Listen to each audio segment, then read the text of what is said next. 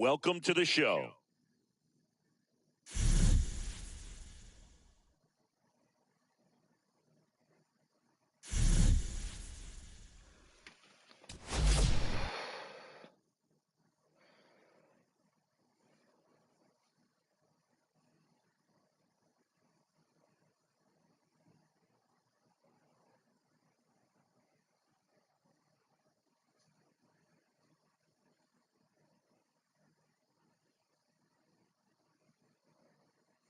Now that I'm single and putting myself out there, I found that the dating apps are not doing me any justice. I've tried Bumble, I've tried Hinge, and the only way you can get anywhere is if you pay for filters, and I'm not doing that. But recently, I've had so much luck with the app Duet. Duet is an app that not only uses face verification so that way you don't get catfish, but it also has personality quizzes so that way you can find someone with similar interests. It has been so refreshing using an app to actually find my right match with my wants, my needs, and my interests. I'm telling you right now, Duet's going to be the future of dating apps, and I'm only using Duet from here on out.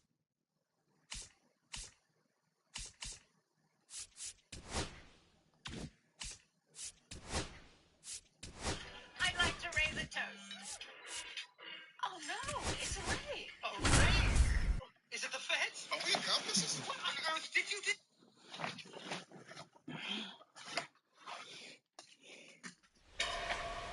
They work with perfect precision, stalking their prey, waiting for the right moment to strike. The payoffs are Here's Shohei Ohtani. evidence of violent work. They leave no evidence behind, but to get away, they're willing to leave bodies. The FBI and local police must stop this dangerous gang of thieves and break up their bad company. Don't move. Let's go, guys. What's good, I y'all? watched I that gotta get episode my before. Vegas. We'll check out NASCAR's. Check this out. Crazy type accident because they're going at such a And there's a foul ball. anything can happen. This is why much respect to anybody that's a NASCAR driver because they have a lot of concentration. Hit in the air right field, and that one way back there, and that is way gone.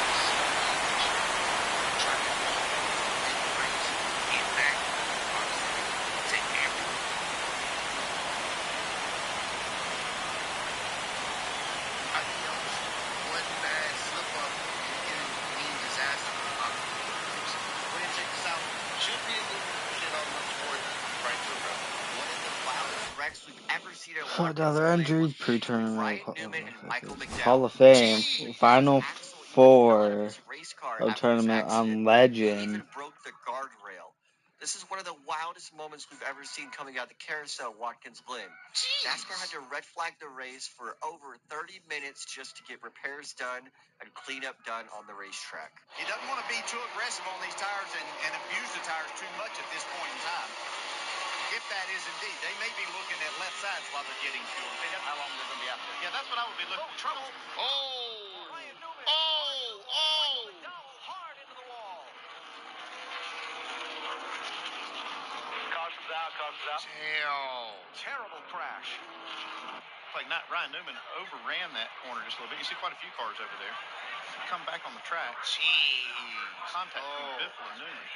Yes, Biffle on the track. Newman got into him and hard into that guardrail and the tires. Sends him back out in the middle of the track here into McDowell. One of the most heartbreaking moments. Okay, so I got a tourney I'm in tonight. So it's common. Okay, so it's literally like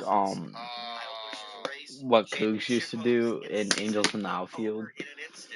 Hit a home run, hit a multi-home run game with one player. It's the upgrade. Yeah, that's what this is. Basically, like. Which direction to go? Where do you go? Larson up top, all the way up top. Busher, he's on the outside. Oh, wow. And now Shohei Ohtani. The two leaders coming to the line. Crunch together. I believe Busher. I think the line is so close. Not close with that one. And this one is off and running.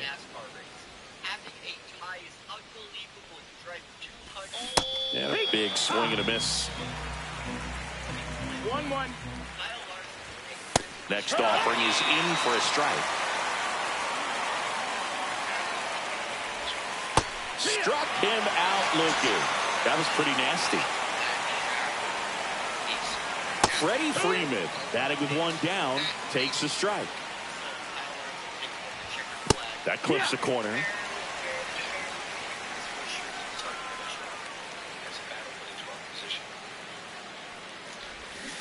Strike three, and that's 2 in a row. Here's Teoscar Hernandez. Swing and a miss. Strike one. It's 0-1.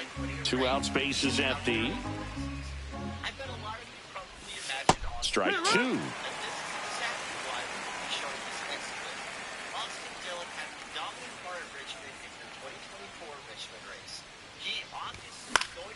Knocks that one away, and we'll do it again. I wouldn't throw him another breaking ball. Try to go again with the fastball, slightly elevated. He just having a hard time catching up. Next offering is down low. Got him. Strike. All set for the start of the inning. Here comes Max Muncy. One thing with Max Muncy, and it'll be interesting to see what he throws here. He hammers the fastball. And that's in the dirt.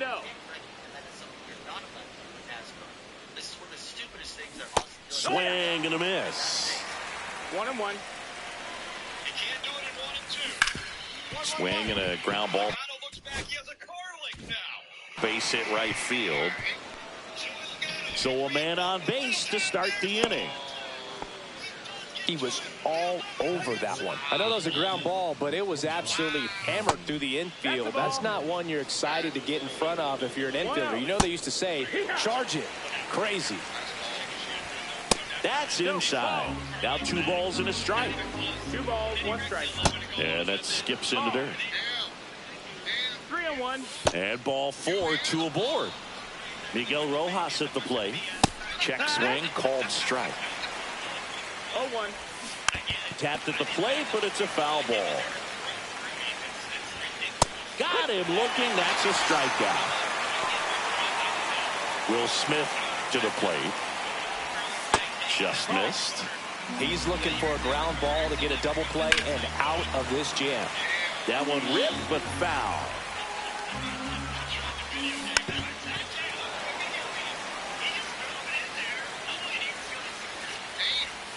Next offering is outside.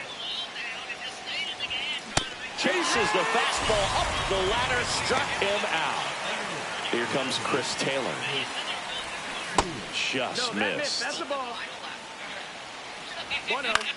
In the air, right side of the infield. Push. And that's the 3rd out. Doesn't look like he was going to be able to do anything. But Larson, running P2, had other ideas. He was going to full throttle turns 3 and 4, get to the back bumper of Denny Hamlin. And unfortunately for Larson, he was unable to make the pass. But it made for an exciting finish for the Southern 500. He's trying to get around him. Who's going to try to make it 3 wide?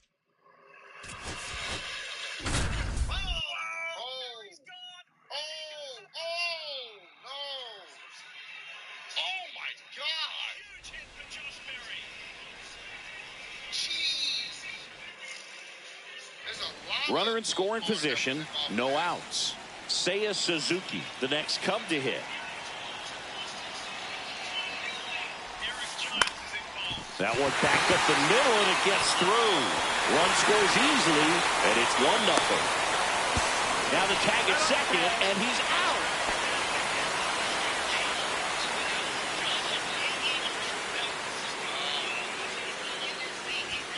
A swing and a miss, and that's strike 1. Just a bit tardy there. Not sure if he had a hard time picking it up out of the hand or if he was sitting off speed. And there's a ball. Well, here's a fun fact for you, Boog. Suzuki is the first Japanese-born player to homer in 3 consecutive plate appearances in the majors. Feel free to use that note in your next Cubs broadcast, buddy. 1 out, bases empty. Any type of contact at that type of speed, and look at the results. On a line, base hit. Now he turns and heads for second. Now the tag at second, and he's out.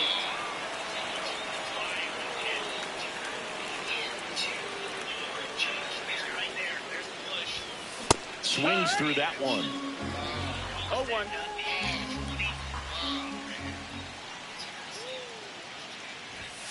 Just missed. Clearly, he hasn't had it in this game, and looks like sooner than later, they're going to have to go to the bullpen. Well, you put good velocity in the head of the hitter. He's got to get it ready early and then change speeds. Keep him off balance. That's the goal. Swing and a ground ball, base hit right field. Muncy sends it to first, and that'll do it.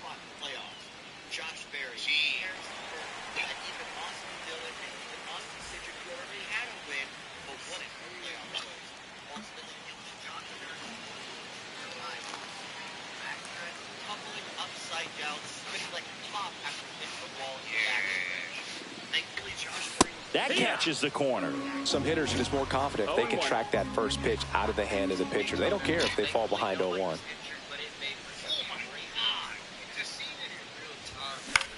Now fly ball to right center. Pajes on the move to the alley. 2 down.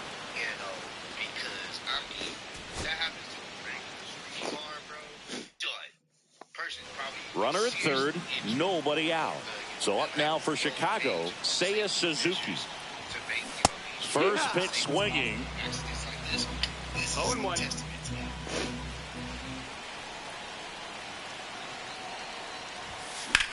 Swing and a drive, deep right field. Into the corner, but foul.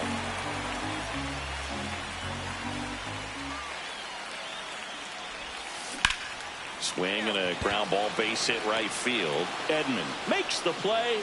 Runner tags from third. It's a sac fly as he comes across.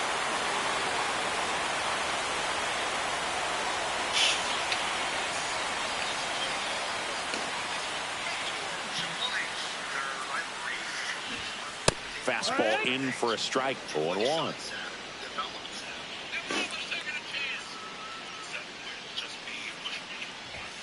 Swing and a miss as he was late. Threw that fastball right by him, slightly elevated. That's a confidence boost for this guy out there on the mound. See if he continues to climb the ladder. Swing and a ground ball up the middle, and it finds its way through for a hit. And that keeps the inning alive. Well, that certainly feels good when you can win the at-bat after being down.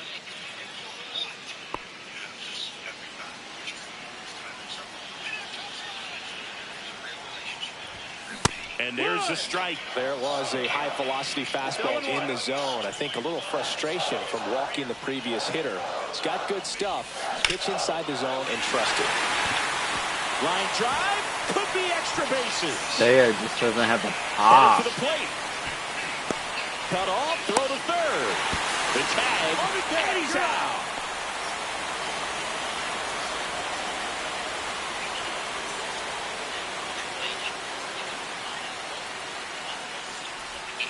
And a swing and a miss. There's that slider.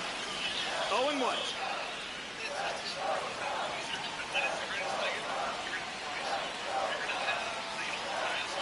Looking to get the tying run on base. And it's quickly 0-2 on the designated hitter.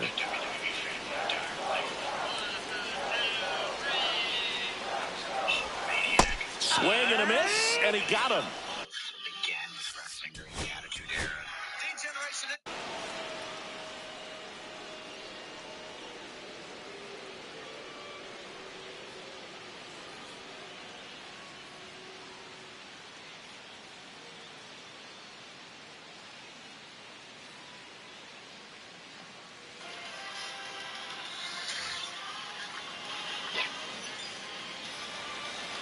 As great as the 2019 NASCAR season was, that came with a sour taste. He swings and misses at the first pitch. 0-1. No balls. 1 strike.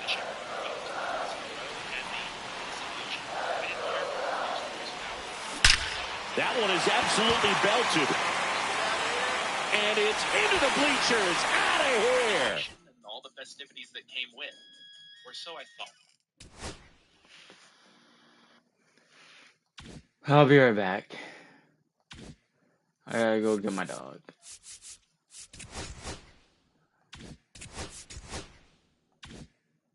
Yeah, I still don't have my packs.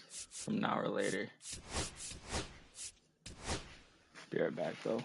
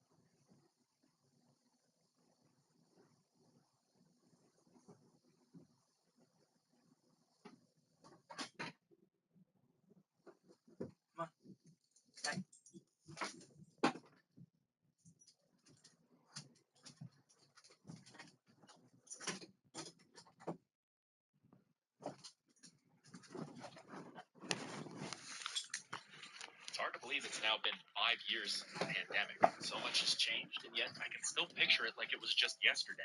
My teachers trying to figure out how to use Zoom, my friends trying to play Among Us for the 30th day in a row, and the only thing left to pass the time was to make YouTube videos. In hindsight, good call on my part. It was a strange time, but I could take comfort in at least some semblance of normalcy returning to my life. It was announced that the first major American sport to make its return during the pandemic was NASCAR. Despite my earlier reservations, of course I had to tune in. So up now for Chicago, Dansby Swanson. Before, during, to after the pandemic, 2020 was an And now, unprecedented Come on. year for stock car racing. It was the year that reinvigorated my love for the sport. Ready? 1, 2. one a little below the knees, and we are underway. In the air, right field. Tracks it down for the out. And there's one down. Seiya Suzuki, the next Cub to hit. First pitch misses. I'm so glad Yamamoto made the move to Major League Baseball. He's one of the most decorated pitchers to come out of Japan and finished his Nippon professional baseball career in style.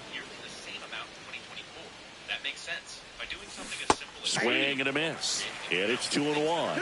Facing elimination and pitching in Game 6 of the Japan series, Yamamoto pitched a complete game with 14 strikeouts and broke the series strikeout record held by Yu Darvish. What a way to go out. And down on strikes. And there are 2 down. And that is out of play. Getting started with Incogni is easy as pie. Simply create an account and grant them permission to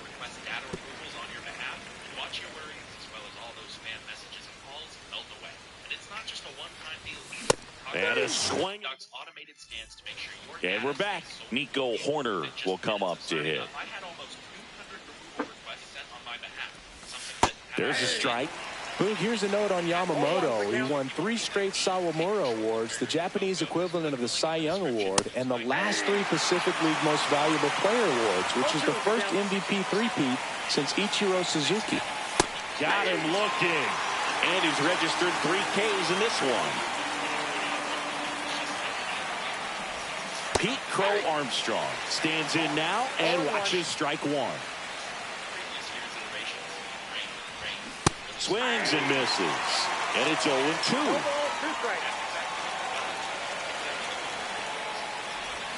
Strike 3, and that's 2 in a row. In half up to hit. Former first-round pick out of the University of Cincinnati. Grew up in Pittsburgh. There's a strike. Hey, 7 straight strikes to start the frame. He's got a chance at an immaculate inning. I wouldn't throw him another breaking ball. Try to go again with the fastball, slightly elevated. He just is having a hard time catching up. Foul ball still 0-2. 2 outs. And that's off the inside edge. And the count is 1-2. In the air, left field, down the line. Hernandez makes the grab, and that's the inning. First it was Jeff. Star. Ray, Dale, Matt, most of the men that had defined NASCAR racing in the decade before, all gone. And now it was Jimmy's turn to hang it up. But before he called it a career, he decided to run one last season in the 48, and he would start that season leading the field at Daytona. Unfortunately, he had to go back to his actual starting spot. And even more unfortunate was the rain that not only delayed the start of the race, but forced the heavy majority of it to be run the following day. Nevertheless, the race would get back underway as we go to the top of the 4th. Now the left fielder, Jarren Duran. Shota back to work. Inside, and it's 1-0.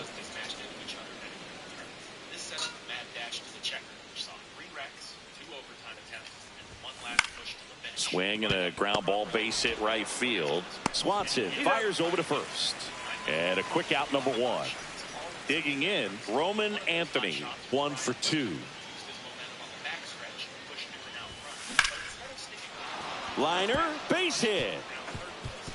Around first and hustling for second. The throw in, not going to get him. He's in there. 1 out, runner at second. Now it's the second baseman. Outfield playing very deep, not wanting anything over their heads. Strike 1. As a pitcher, you know the runner on second is ready to push things with his speed. A base hit's probably going to be a big run, so you really have to execute on the mound. Anthony, the runner at second with 1 away. And the count 1-2. He's gone off speed. He needs to elevate here with 2 strikes out of the zone. Line drive, and that's a base hit into center field. Anthony rounds third, headed for the plate. He'll score, and it's an RBI single. We're tied at 1. His confidence level is so high. Really nice job of coming through in a big spot. You'll often hear the phrase short to it, long through it, and that's a great example of it right there. Got the barrel in the hitting zone early, squared it up with the well-timed swing, and came away with a beautiful line drive into center field. That's a ball with the sweeper. No, he's really working him away this at bat. Sometimes take a little bit off velocity. Try to get a rollover, something on the ground. Stay away from that big hole on the right side of the infield.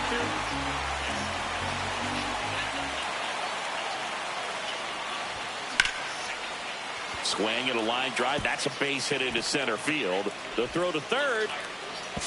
Not in time. He's safe. Still able to come through behind in the count right there. Fastball pretty much middle, and that's what you fall asleep dreaming about as a hitter. So no surprise he put a great swing on it. Now a chance for Carson. Come on. Lay down. Williams.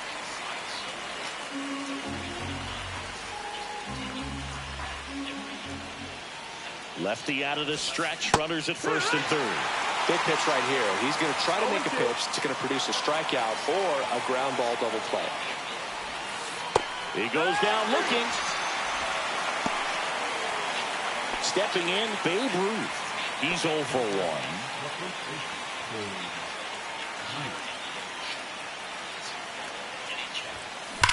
Drilled in the air, high and deep right field. That one's back. And it's into the bleachers. Out of here. Every event canceled, every business closed, everything was shut down basically in one day. Even our school musical that was set to open that night was postponed to a day that never came. I still haven't touched a drum set since, mainly because I don't have one, but still, what I'm trying to say is, it sucked. Though once the reality of these unprecedented times set in, attention was turned toward moving forward, toward finding a way to keep things moving. Originally, NASCAR wanted to run the next race. New inning getting started. Here's the second baseman, number 36. So they needed something else to fill the TV time, and more importantly, that one not close. 1-0. Felt uncertain about the future. That's how it was decided that they would still race, just not on an actual track. Cut on and lifted in the air. No trouble here. Puts it away for the out. And there's one down. Here's Kyle Tucker.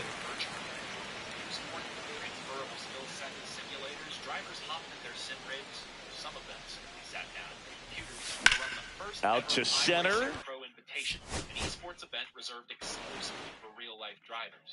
Back here in L.A., top 6. And the batter now, number 36. And that one fouled off. Well, these guys need to bring up the quality of their at-bats and specifically their swings. They're trying to find ways to drive the ball with some authority, but it's just not happening for them so far. 0 extra base hits in the game, so it's been tough for them to get. This series was TV. We had Dale Jr. streaming on Twitch. We saw guys getting banned for intentionally wrecking each other. Most importantly, we had Clint Boyer. All right, we go to the top half of inning number 6. And now here is number 36. Yamamoto back to work. Just off the inside edge.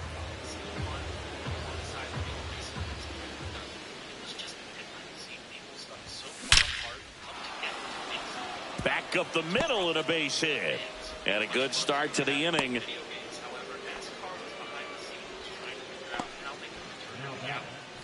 Kyle Tucker, a.k.a. King Tuck, to the plate now. 0 for 2 in this one. That one is absolutely belted. And it is out of here.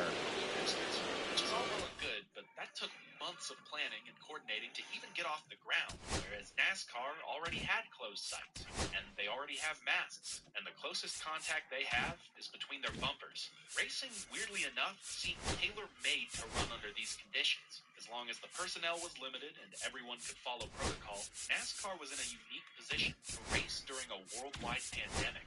And that is exactly what they do. On April 30th, it was announced that the season would resume with a doubleheader at the Darlington Raceway, the first race of which would be branded the Real Heroes 400, in support of the healthcare workers that were so vital during this time. This would also be Ryan Newman's first race back since his crash, and taking over the 32 car was Matt Kenseth? Okay, so I actually kind of forgot this happened, but all I'm going to say is don't ask Kyle Larson how he got his ride in the fire. Filling the empty seat would be the 2003 Cup champion, as he made a shocking return to take up driving duties for Chip Ganassi, teamed back up with Kurt Busch for the first time in 15 years. And just like that, in front of grandstands that look eerily similar to how they normally look, after 2 months, 8 days, 17 hours, and 22 minutes of waiting, green flag will wave once again. NASCAR is back. Trouble back straight away.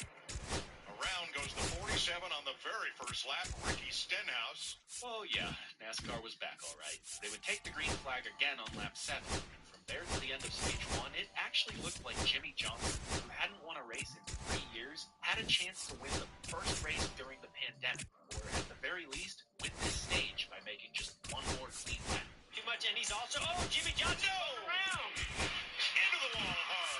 Unbelievable, our leader. Just bit of subtle foreshadowing here. It would be his teammate William Byron who would reap the benefits of Johnson's misfortune, only to wind up imitating him later on. The cars ran so close to the wall that they ripped one of the decals clean off of it, and taking his first win of the year, 50th of his career, was Kevin Harvick. Man, I'm excited. You know, it is weird, just because there's nobody up there. The following race would be the first to take place on a Wednesday since 1984. The first scheduled midweek race in nearly 4 decades. And man, do I wish they were still doing this today, but whatever. Aside from John Hunter Nemechek doing his best Ricky Stenhouse impression twice over, things kept on looking good. Of all people, it was Clint Boyer using his iRacing experience to dominate most of the race and notch both stage wins. Unfortunately, that experience also made for a disappointing end, opening the door for one William Clyde Chase Elliott II. At this point, he was still on the come-up, only a 6-time winner by his 5th year, still looking to break through to the next echelon of contention. But tonight, he's got a good shot at notching number 7. That is until a poorly timed caution made way for more poorly timed caution that forced him to pit. Still, he was able to navigate his way through the field, and with just 30 laps to go, had his sights set directly on the leader. If Jimmy Johnson couldn't get that storybook win, at least Elliott could. But lest we forget, this is 2020 and we can't have anything nice. Well, that did not work out for... Oh, Kyle Busch turns Chase Elliott. Hard into the wall. Oh, boy. It's easy to forget now that just a few years ago, the reigning champion Kyle Busch was still far and away the most hated driver in NASCAR. And for some reason, maybe to make sure a Toyota would win the Toyota 500, maybe a momentary lack of understanding of the laws of physics of time, or maybe just because he was jealous, he blatantly wrecked the sport's most popular driver. Everyone was upset. I was upset. God was upset, as told by his tears falling on the track and ending the race early. Denny Hamlin, his first win of the year, pushing Elliott's quest for victory back by at least 4 more days. Holding a crown jewel race in front of empty grandstands feels like sacrilege, but it's what NASCAR had to do to keep the Memorial Day tradition of the Coca-Cola 600 alive. Another tradition that kept up was the rain that had followed the sport to Charlotte and resulted in another lengthy delay, as well as a mutilated umbrella, courtesy of Clint Boyer. He would treat his car similarly, forcing an early end to stage 1 that would see Alex Bowman out front, who would stay there for most of the night, also picking up the stage 2 win and just barely conceding the 3rd stage to Joey Logano. Past there, however, it was once again Chase Elliott's race to lose as he would take commanding control of Brad Keselowski. For the next 35 laps, it was all Elliott, destined for redemption after such disappointment. But with just 3 laps to go, of all people, it was Elliott's teammate, William Byron, who blew a tire and brought out the caution. And in a call I didn't understand then, and still don't understand now, Alan Gustafson called his driver to pit, while most of the others elected to stay. Sure, tires did make a big difference, but this was a lethal setback. He would have to pass 10 cars in 2 laps to take back the win. And unfortunately, he could only pass 8 of them, as Brad Keselowski, in what would end up being Miller Lite's final race in NASCAR, would give them one last victory.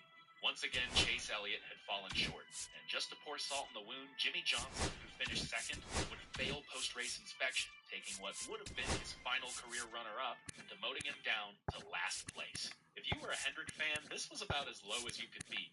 While Elliott's aspirations of winning the sport's longest race had failed, he would have another shot the very next day. In what I think is the only time this has ever happened, NASCAR scheduled 4 races across 4 days. Cup on Sunday, Skins is a Trucks on diamond. Monday, Can't really buy Xfinity on skins Tuesday, right now. Cup again on Wednesday. I could In the probably truck race, do Elliott got these. one back from Kyle Busch, even emulating his signature selling. Busch would get him back for the next day's Xfinity race. Possibly, And the maybe. Wednesday Cup race, which had to be moved to Thursday. It's just because, fucking again, adding up fast. Chase Elliott finally collected that fateful first win of 2020. It might not have been the 600, but if there were fans in attendance, you could bet they would be going crazy. And with the season moving forward into a more traditional schedule, it finally felt like nothing else. I might be able to complete the Giants right now. Still getting used to those masks, though. The following race for Elliott wouldn't be so successful, as while he led a lot of laps and won both stages, he wrecked both himself and Joey Logano for the lead, allowing Brad Keselowski on fresh tires to sneak by and take his 2nd win of the year. Doing the same thing in the following race was Kevin Harvick in Atlanta, and then on a Wednesday night showdown in Martinsville, Alright, just 10 more. teammates' poor performances was Martin Truex, taking his first win with crew chief James Small. In Homestead, Chase Elliott once again led late, but in an act of revenge for Bristol, the lapped car of Joey Logano blocked him, allowing Denny Hamlin to pick up his 3rd win of the year. Also, Tyler Reddick forgot about the last lap. Sorry, guys. Keep going. Keep going. Sorry, all y'all. Then came Talladega, a race that, for being mostly unattended, had a lot of build-up for all the wrong reasons. Now is where we have to once again divert our attention to something more important than racing.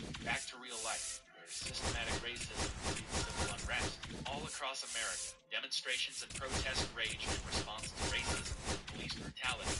Like NASCAR was sympathetic to. They showed displays of solidarity. Alright, so We used a racial slur. And on June 10th, the big one. They banned the Confederate flag from flying at their races. For as barbecue, bless your heart, sweet possibly had this collected. Yes, I do. was a big deal. It was like banning the Canadian flag from hockey games. If Canada was only a country I did for 4 years, Detroit. fought for the right to enslave human beings, Chat. but to a lot of people, Help. it was a big deal. So big that on race day in Talladega, Alabama, Miami. vendors sold memorabilia of the flag outside the track. Airplanes circled the speedway with the flag in tow.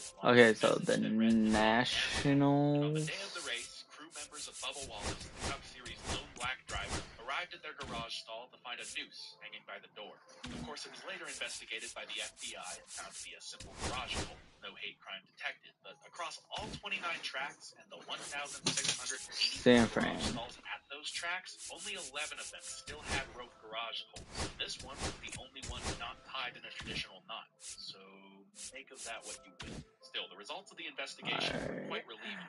The only people allowed in the garage were NASCAR personnel, so any suspicion of prejudice coming from within was stomped out. And while many fans may have some Facebook, the sport still made their stance clear, with every man on every crew joined together to push Bubba's number 43 to the front of the grid. Even if no actual crime had been committed, they were still going to stand by the grid. Is white, black, brown, or yellow? They are all racers, and they are all our heroes. Just like Daytona, sadly, Bubba did have to return to his real starting spot, though he would lead a few laps late in the running. Holding point in the end, however, was his best friend Ryan Blaney, trying to hold off a hard-charging Johnson and an even harder-charging Harvick. Oh, Kevin Harvick to the inside turns Johnson. Oh, man, not again. With one to go, Harvick held P1, but mimicking his strategy in Daytona, Blaney held back, took a push, and took the lead. But what happened next probably didn't figure into his plan. Aaron Jones with help. Here comes Almirola. Crash into the wall. And Ryan Blaney wins Talladega. What a wild finish. In back-to-back Talladega races, Ryan Blaney beat his competitor by 7 1/1000ths of a second. And both he and Bubba celebrated a day that the whole sport would be proud of. This is truly incredible, and I'm proud to be a part of this sport, Jimmy. The following weekend at Pocono would see NASCAR's first ever doubleheader, Kevin Harvick winning on Saturday and Denny Hamlin winning on Sunday, taking their third and fourth wins respectively. It would come down to the same two drivers in the following week's Brickyard 400, a race that Jimmy Johnson had to skip, being out with the coronavirus. Damn. Taking his place was Justin Allgaier, who did not have a good day, and neither did Blaney's tire changer Zach Price, but he would end up being okay. Back to Harvick and Hamlin, with less than 10 to go, they were running nose to tail. 1-2, the winningest drivers of the season so far. Coming off a win apiece, they were both looking to establish themselves as the title favorite, and it would have all come down to this finish. Or rather, how much air was left in Denny's right front tire. Denny Hamlin from the lead. Slams into the wall. Of all people, Matt Kenseth would end up hounding Harvick for the win, but he'd have to settle for his final career runner-up. Happy Harv would be all the more happy, leaving Indy with an 85-point lead over second-place Chase. Heading into what would end up being the last race at Kentucky Speedway, the 4 was in search of number 5. He was looking good. After Jimmy spun out again, damn, Harvick was back on point trying to fend off MTJ. But Matt the Brat's magic would run out as he would spin out and set up a 2-lap dash to the finish. At first, it looked like the same song and dance, Harvick holding off Truex. But coming to the white flag, crispy crunchy chaos was back on the menu. Here comes Blaney to the inside 3 wide. Custer to the outside 4 wide. White flag wave. They're banging on one another. Custer to the lead. Rookie Cole Custer wins Kentucky. Can you believe it? Cole Custer, in a ballsy, jaw-dropping, balls-dropping move, would take his first, and to this day, only career Cup win, catapulting his odds at winning Rookie of the Year. Had enough chaos? Well, now it's time for the All-Star race, usually held in Charlotte, but this year in Bristol. Because why not? Also, the numbers on the cars got pushed back, because why not? Also, the cars were fitted with underglow, because why not? Oh, that looks like shit. Living up to his father's name, Chase from the same place as $1 Million Bill, take home the dub and the check that came with. And then the real racing resumed. Oh, you thought we were done with chaos. Ooh, pow, whack. Jimmy Johnson wrecked. Oh, again, really? Texas was a war of attrition. In the end, pit strategy would win the day. The RCR tandem aero blocked their way to a 1-2 finish, with Austin Dillon getting the better of rookie Tyler Reddick and securing his spot in the playoffs. Alright, this video is getting pretty long and we're only halfway through the year, so how about a little lightning round? Another wreck fest of a race at Kansas saw Ryan Preece damn near flip on the backstretch. Surely he'll never actually flip. Denny Hamlin pulled off Brad Kay for win number 5 on the year. In New Hampshire, Jimmy spun, and Brad won. Yay! Another doubleheader, this time in Michigan, saw a Saturday dominated by Kevin Harvick and a Sunday not dominated but still won by Kevin Harvick. Thanks for taking out your teammate, Brad. Then the Cup cars would have their first of 2 cracks at the Daytona Road Course, the site of Elliott's second points win of the season and his continuation of dominance on any track that has right turns. Then came a doubleheader at Dover. See Denny dominate on Saturday for his 6th win of the year, and Harvick dominate Sunday for his 7th. Oh yeah, the playoffs, they're about to start. Only 1 race away. While the regular season championship has long been locked up by Harvick, there's still some spots up for grabs. And despite all of the strife, Oh, where are my packs at? close calls. Jimmy Johnson still sits just 4 points away from a playoff berth. Heading back to Daytona with everything to gain and nothing to lose, all eyes would be on car 48. Oh, I forgot about that last night. I redeemed 4,000 subs. Be on 3 cars, the 3 left fighting to get into the playoffs on points. The 21 of Matt DiBenedetto, the 24 of William Byron, and of course the 48 of Jimmy Jam. Heading into this race, the 3 were separated by just 9 points. 9 places on the racetrack. Every spot and every stage point would make the difference. Though at a place as chaotic as Daytona, they would also need Lady Luck on their side. Early on, she seemed to take the side of Jimmy Johnson, who earned the most stage points between them at 12, while Byron and DiBenedetto could only muster 4 apiece. This brought Jimmy right back into the fold, and while an ill-advised block by Tyler Reddick could have ruined the battle for everyone, all 3 of the playoff hopefuls were able to skate by. I'm going to do a couple of these real quick, then I'm going to do some showdown. Not some showdown, but some mini seasons. Chaos consumed the race for the win. It would never make it that far, as Jimmy's luck finally ran out. The 22 goes around.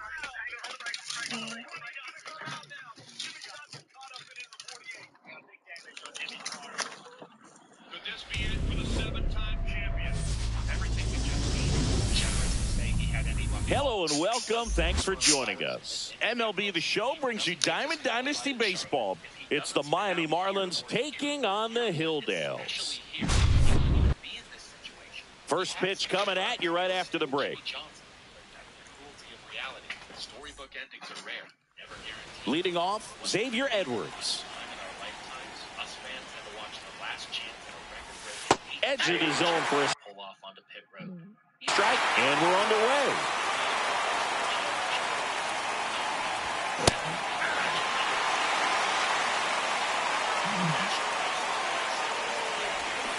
Swing and a miss, struck him out, and there's 1 down. Otto Lopez at the plate and takes high there. Swings through that one for strike 1. 1-1. Yeah, that's fouled off. Strike 3, and that's 2 in a row. And up next for Miami, Connor Norby. And that misses. Ball 1. And that one is in for a strike. Good pitch. In the air, right field. And that is that. We go to the bottom of the first. Here's the shortstop at the plate, Bobby Witt Jr. Now he breaks his bat. Tosses to first. 1 gone, bottom half of the first. And now it's Kyle Isbell.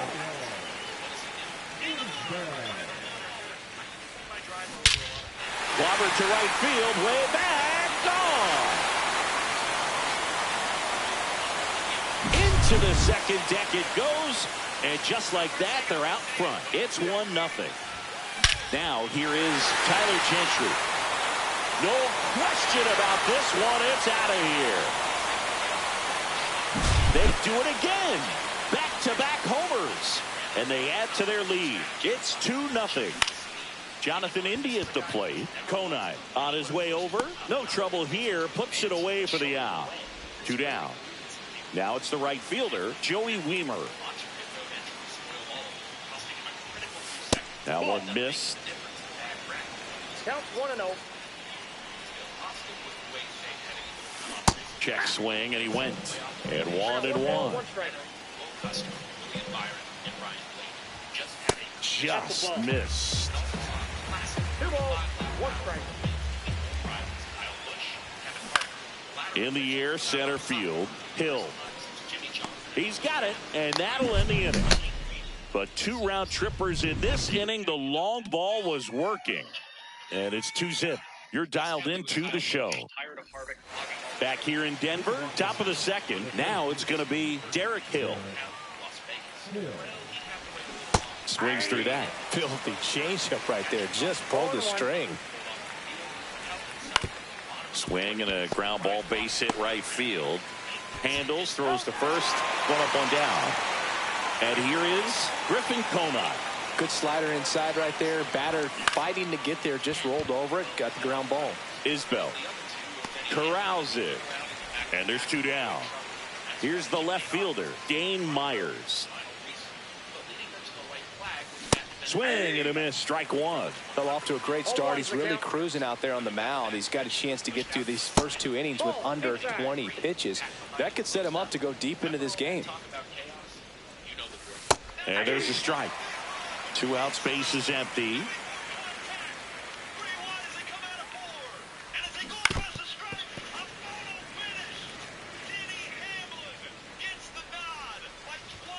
And down on strikes he goes. And a nice inning of work. We head to the bottom of the second. Here's the third baseman, Michael Garcia. And that one lifted in the air, center field. Hill under it. Hauls it in, and there's 1 away. Vinny Pasquantino now at the plate.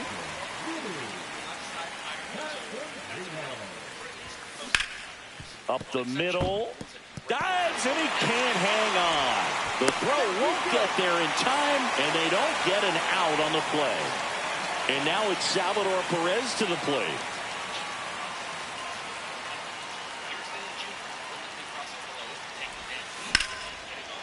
Swing and a ball ripped out towards right center field. That'll touch down for a hit.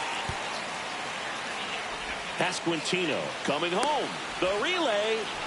The tag, and he's in there. And they're up by 3. 1 out. Runner at second. Shohei Ohtani up to the dish.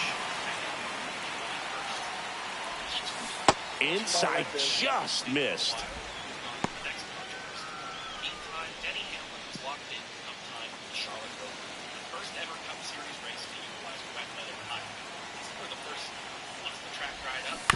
On the ground, right side. And he handles it himself for the out. That's what a good sinker is designed to do. Get a guy to roll over a little bit, hit the ball on the ground, kill some worms while you're at it. Now here's Bobby Witt Jr. 0 for 1 so far.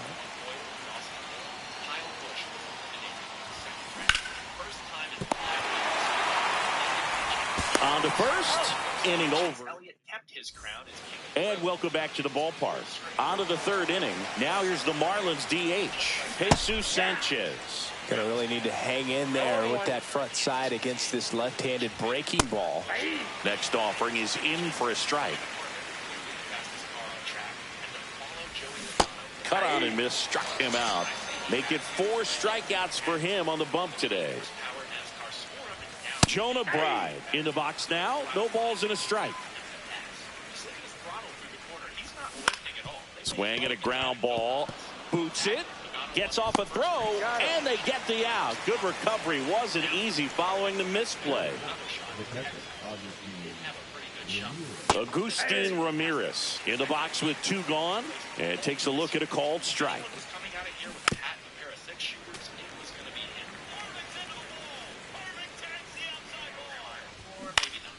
Battling here as he fouls it away. Ground ball to the right side. Pasquantino takes it himself. Marlins set down in order. Back here at Coors Field at the plate, Kyle Isbell. Beozo back to work. Right side. As for Harvick, while this round hadn't been going his way, he Tosses to first. One up, one down. Now, Tyler Gentry. He's already homered in this game.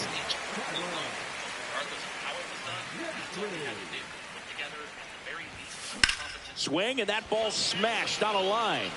Hill hauls it in, and there's 2 away. This is important. If he can go 1, 2, 3 here, will be a very positive sign for him and for his team. On its way to the corner, and that lands in no man's land, a foul ball. The 0-1 is outside, and it's a ball and a strike.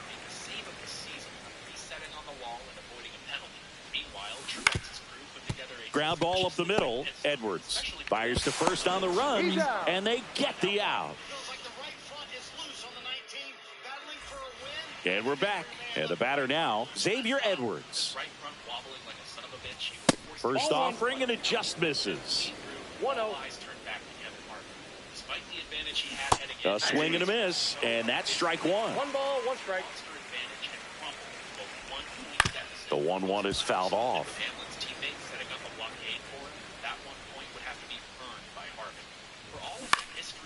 Out towards right center field. Weimer on the move. Hauls it in for the out. So digging in, Otto Lopez. And takes low for ball 1. 1 out, base is empty.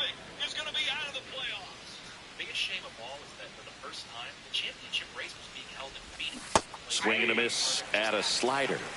I got a ball, 1 strike.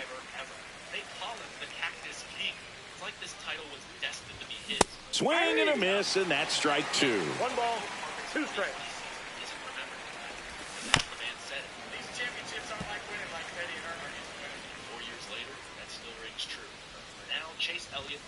Swing and a miss, struck him out. He picks up his 5th strikeout on the hill. Norby batting for the 2nd time, and that's strike 1. In there at the knees, no balls, 2 strikes. Swing and a miss, struck him out, and it's a 3-up, 3-down inning. Back here in Denver, and here is Joey Weimer. That one is upstairs. Well, these players doing a good job of simply getting the bat on the ball in this game, and the numbers back that up. They're hitting everything thrown at them. Their contact rate is in the low 90s. It's like they know what's coming, and that's just pretty ridiculous what they're doing right now. Those numbers are well above the major league average. Let's see if he gives them anything to hit here. Dives, but it kicks off his glove. No throw, and they come away without an out. Michael Garcia getting ready to hit. 0 for 1 with a fly out to center. Over to first, and he saved.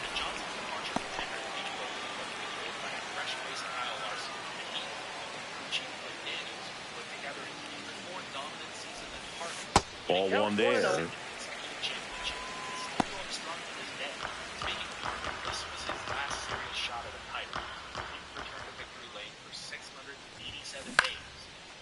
Swing and a line drive, base hit out into center field. Just kind of sliced that one into center. 2 consecutive base hits for this team. Pitch was on the outside, didn't go the other way with it, but still a nice job of using the big part of the field to find a hole. No way he hits it that well if he hooks around the baseball there. Pasquantino stands in now and watches strike 1. In the air to left center. Hill on the move to the gap. Nabs it, tags up from second, and he'll head to third. Now, we'll see if moving up to third there pays off for him. He didn't have to tag and go, but now he can score a lot of different ways. Doesn't have to be a base hit. We'll see what happens. And that one hammered. That's back. Off the batter's eye and gone. He'll touch them all. It's 6-0.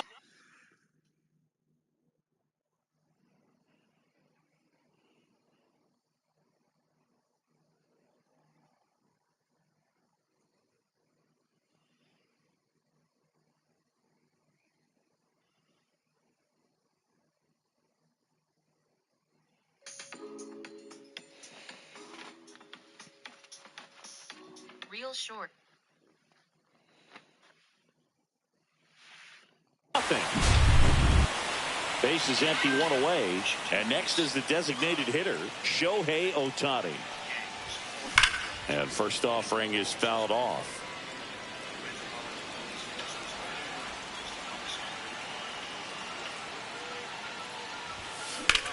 Swing and a ball hit out towards left center field. Reaching for it, makes the catch.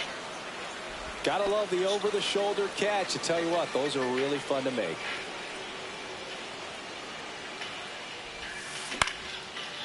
Now a bullet to second base, but he's got it. And welcome back to the ballpark. Ready now for the fifth inning. And now the center fielder, Derek Hill. And a breaking ball drops in for a strike. Clearly down in this ball game, and you can't look at the deficit and try to get it all back in one swing. It's got to come one at bat at a time, and even shrink it down smaller, pitch to pitch. Make that guy on the mound work to get you out. Conine in the box now. No balls and a strike.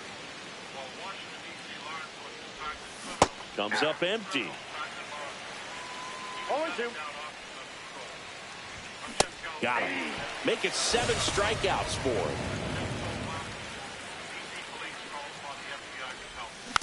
him. And first offering is fouled off. Swings through that one for strike 2. 0-2 is the count. Caught him looking. Back here at Coors Field, bottom of the inning. Here's the center fielder, Kyle Isbell.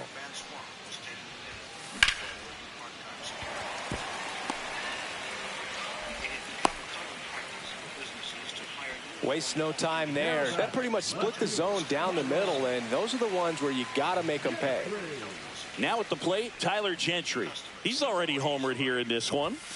And the first pitch misses for ball 1. You know, this group of hitters really impressing me with the quality of their bats in this one. It's been fun getting a chance to see them go to work. It looked to me like they really wanted to get to the starter early, get him out of the game before he settles in. So I'd say mission accomplished.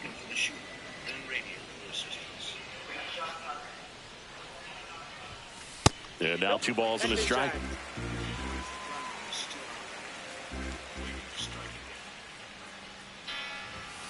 And that's outside.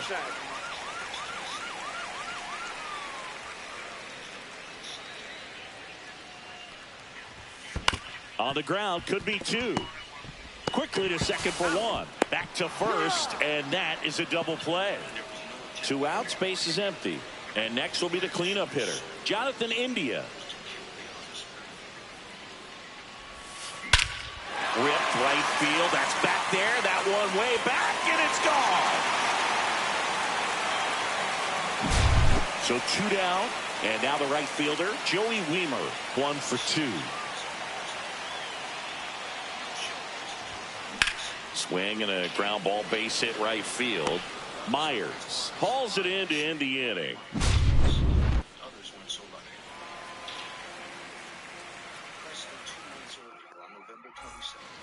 And we're back.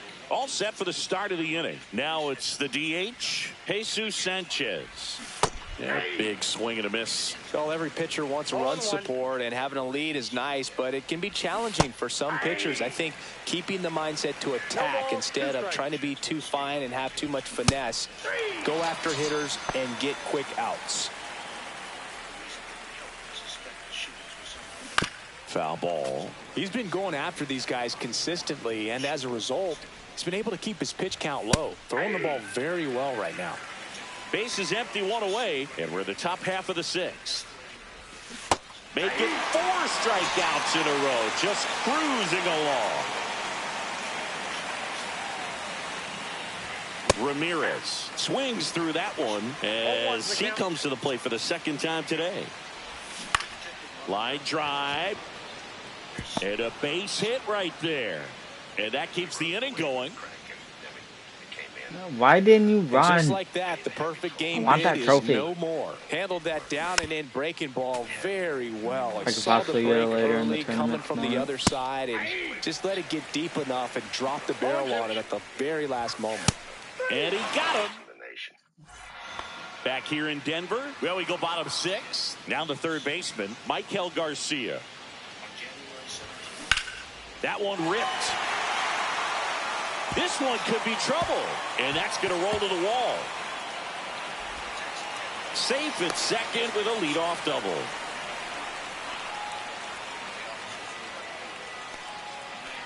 So a man aboard.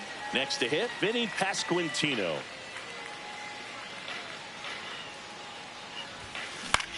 That one the other way. Myers puts it away for the out. One away. Salvi steps into the box now.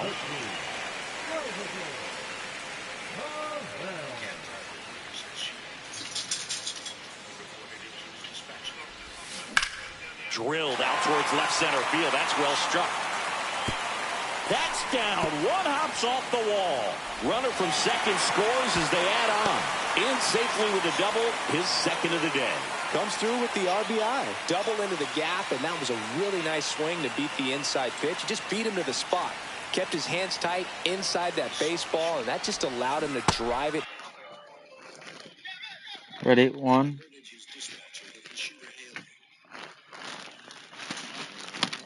Lay down. Into the alley right there. Ohtani stands in here. Tried to hold back his swing there, but went around. There's a swing and a drive. And an automatic double as it hops the fence. And a run comes in to score. So the lineup flips over. Now here is Bobby Witt Jr. Swing and a line drive and a base hit up the middle. Now a long throw home. It's offline. The run comes in. That's now 3 hits in a row for the offense. First pitch fastball in a great spot to do some damage, and he squared it up nicely. Check on the runner. Isbell goes 5 feet 11 inches, 28 years old, and he was a third-round pick back in 2018. And now Kyle Isbell, runner on the go, throws, save. That's a stolen base. Witt over at second, 1 down.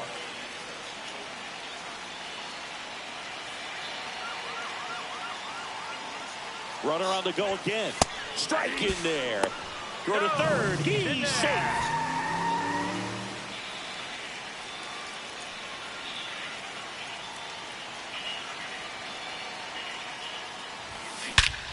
Smoke to right center, and this one's gonna go out of here. Now the left fielder, Tyler Gentry. Late on that fastball. Part of the order coming through now, and with 1 home run already in this inning, they're definitely looking to do some more damage. Swing and a miss, and that one missed by a ton. Man, that was pretty gross right there. Just a slow ground ball this time. Lopez. I might use slinging it to first tonight in time. 2 down bases empty. Now it's the second baseman, Jonathan India. Out towards right center. India. That's well struck. That's Holy back. shit. What was that, 430? 475. Another homer. His second home run of the game, and they boost their lead. Didn't think It's India actually had 13-0. New pitcher for the Marlins, Declan Cronin. He's into the game with the bases empty. On a line out towards center. Hill brings it in. Digging in, Otto Lopez. Reagans back to work. Breaking ball misses down and away. Timing issues can snowball quickly, and that's what we're witnessing here. This lineup's inability to lock onto the pitcher's delivery is causing a few awkward swings.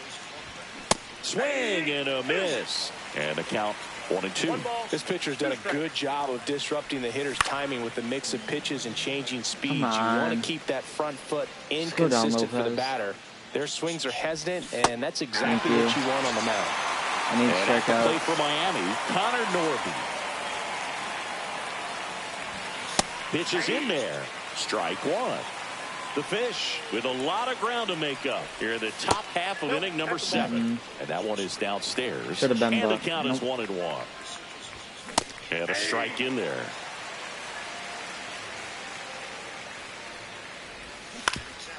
Swing and a ground ball. What and a that one gets through into horrible center jump field. for So a man aboard Bobby now with Witt. one away. That was so Really nice bad. job of two-strike hitting in that at-bat. Just kept it simple. Played Pepper with the middle of the infield and took it back where it came from, and there's just no one there to knock it down. There's a strike. This is one of those situations the infielders have to pre-plan and understand that the ball's got to be hit extremely hard right at them if they're going to have a chance to go for a double play. That's in there. And that's strike 2. Fights it off. He'll see another. Norby leads off first with one away. Swings and misses. 13 strikeouts now. He's putting together an impressive outing. Konai in now. Takes ball 1 off the plate. Headed towards the corner. Horrible jump over there in that. That's a I foul don't know ball. who's over there. Maybe Isbell. 1-1. A little out front there. I as he have swings no idea through. who plays what position on the Royals. Swing and a miss. I just built out this It's a team. bit of a blowout now, which gives us a bit more freedom here in the booth. I'm not sure that's a good thing. All right, Singy, let's rewind for a second. When you heard that they were going to put a pitch clock into the game, what was your first thought?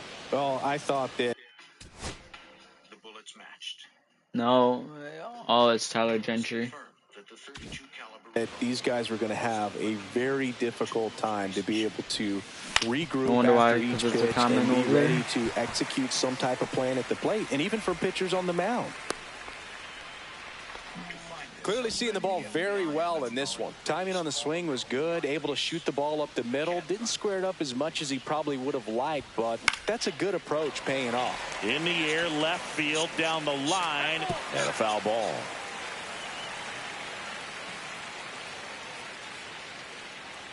The cabbie described an African-American man with a blue complexion. Slapped foul. One of the things, though, that we've seen that is kind of a thread really in every sport.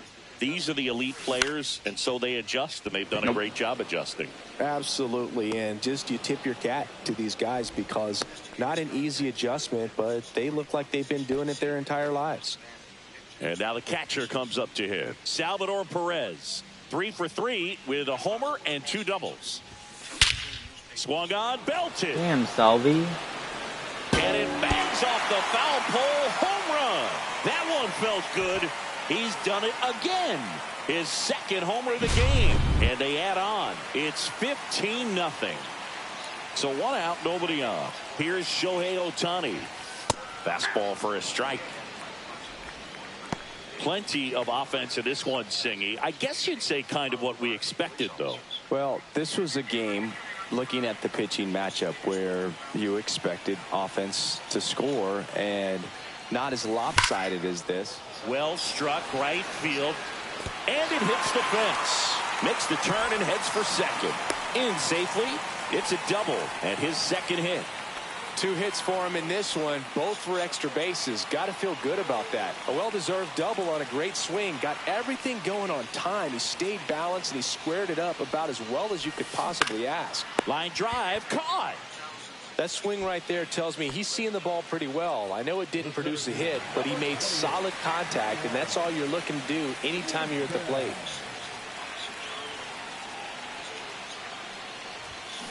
And that one wrapped foul.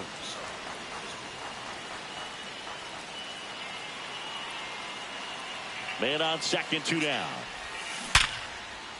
And there's a rocket into the outfield. Ohtani around third. The throw's offline. He's safe. And the lead continues to grow. Well done. Drives in the run. Other than ripping one into the gap or blasting one over the wall, there aren't a whole lot of hits that are more satisfying than a nice line drive in the center field. So that definitely felt good. Gentry, the next to hit, takes outside.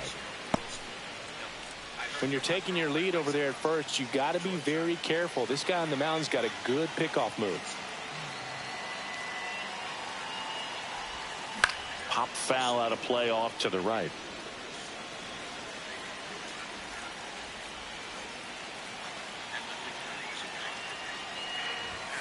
That misses off the outside edge.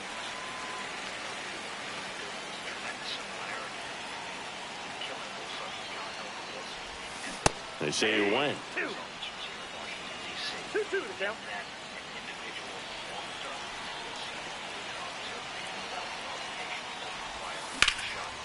Line drive, base hit right field.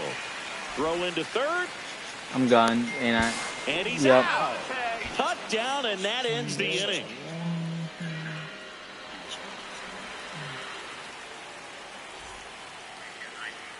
Ready to begin the 8th. Here's the left fielder, Dane Myers.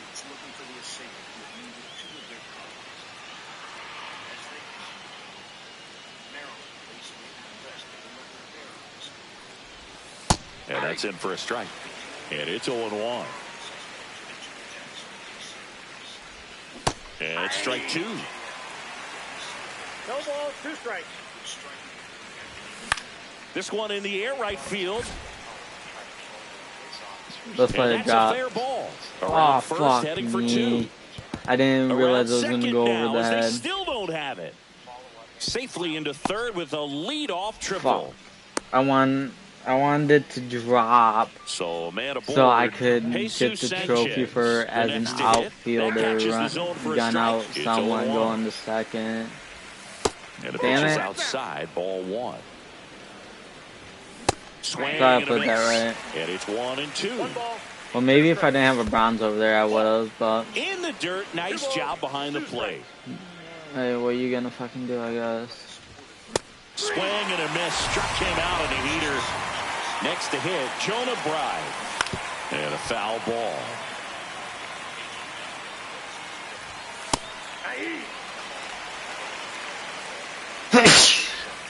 Cuts and misses. It's a strikeout.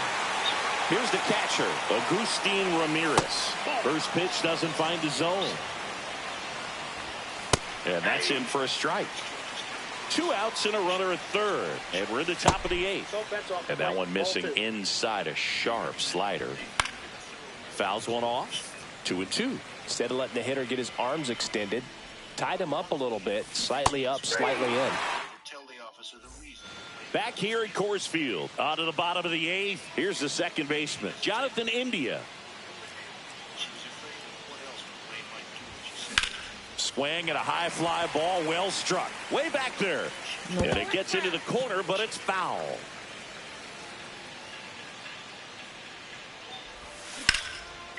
Lined, and that's a base hit. So a runner aboard to start the inning. Having himself a really nice game at the plate. I could watch base hits like that one all day long, and so could every. To first, and he breaks for second. Now they've got him in a rundown. And they tag him out. And now Joey Wiemer. And that's in there for strike 1. Base is empty, 1 away. Here the bottom half of the 8th inning. Swing and a ground ball up the middle. That's a base hit. Let that pitch get pretty deep on him, so I think he was looking to go the other way. It was off speed and inside, though, so a good adjustment to shoot it back up the middle. Runner on the go. Pitch in for a strike. This is first home bases. And he easily steals the bag. Wiemer, the runner at second with 1 away.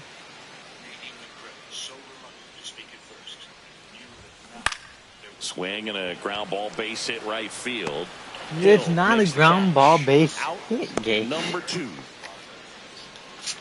And here's the first baseman, Vinny Pasquantino.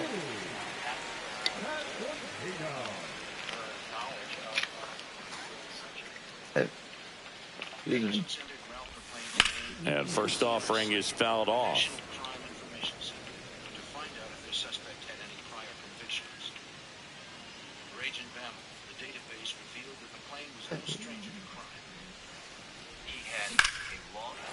Laser could be trouble coming home. He will score.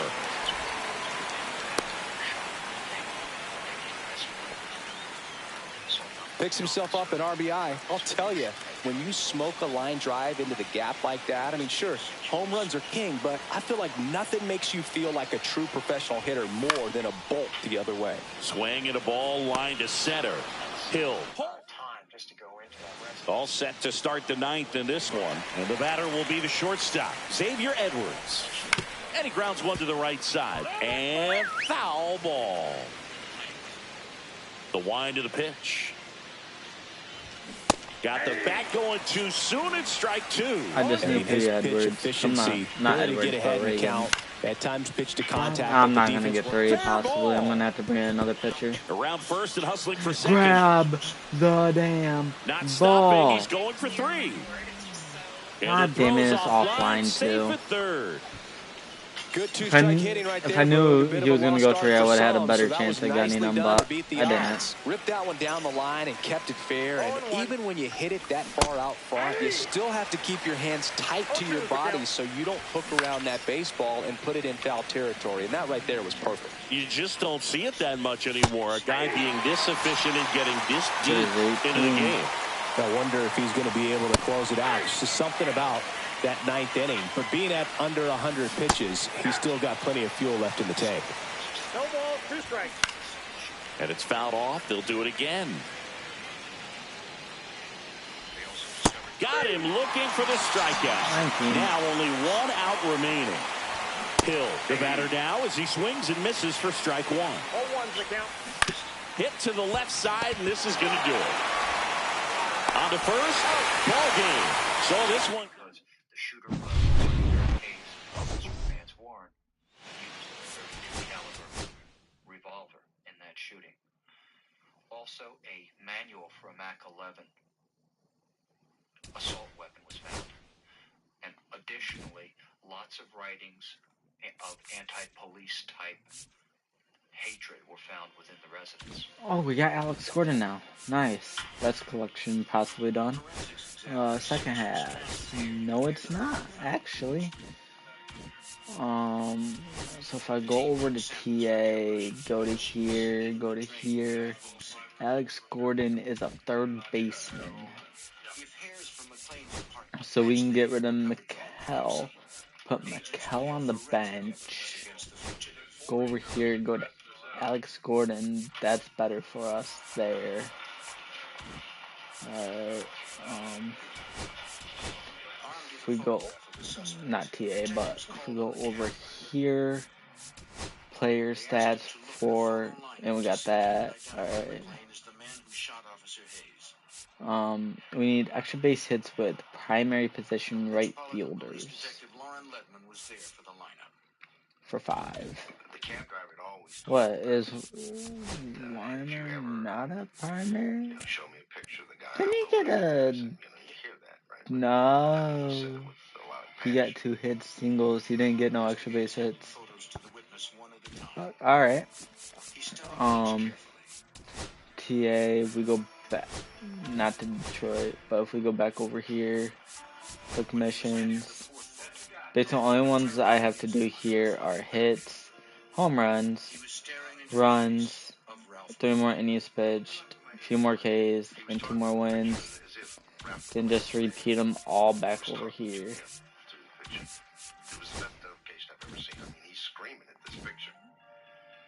Investigators now had 2 witnesses who pointed to Ralph McClain as the cop killer. I want to customize my uniform. Customize home. At the FBI labs, examiners matched the hair samples retrieved from McClain's apartment to the hair recovered earlier from the clothing found at the Officer Hayes shooting.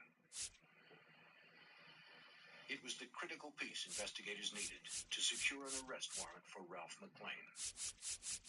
At that point, we were armed with some very serious evidence.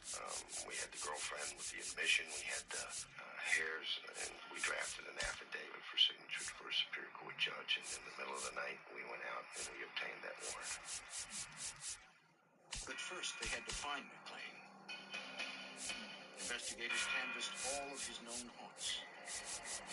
The suspected cop killer. Okay, we can run them. And agents have no idea where he was. Alright. Custom cat.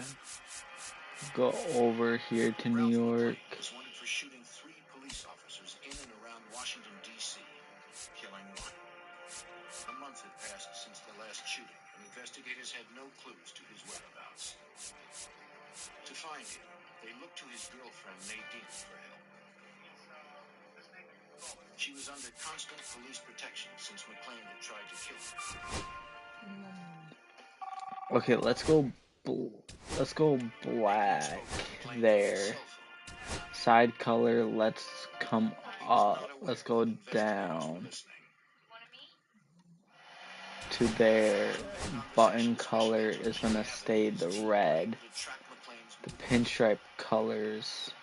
We were able to locate him at one point in the Fredericksburg, Virginia area, and we're very close. We'll go there because I do like them.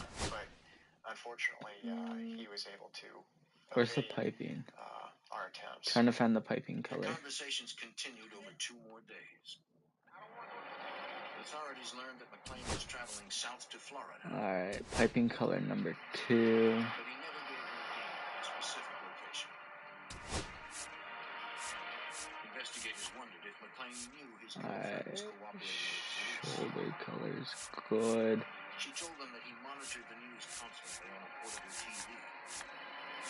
If they were going to catch McLean, they needed to surprise him and keep his name out of the media.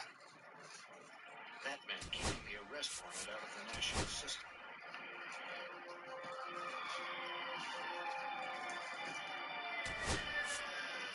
In South Carolina, that decision would work against them when a highway patrolman pulled him over for a moving violation.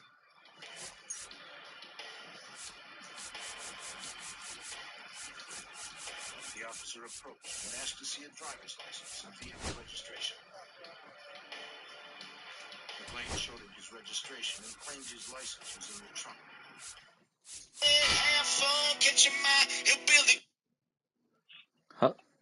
Hello? Matthew, it's a Spark driver. I have your game from GameStop. I just want to let you know I'm outside. Alright, I'll be right down. Okay, I just want to let you know. Alright. Right up there. Alright, thank you. A South Carolina officer just weeks away from the tunnel, followed him at the rear of the automobile.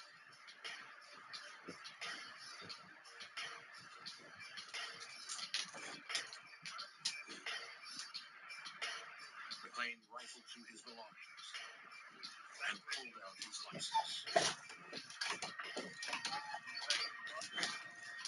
The officer told McLean to return to his vehicle while he called in to see if he had any outstanding moving violations.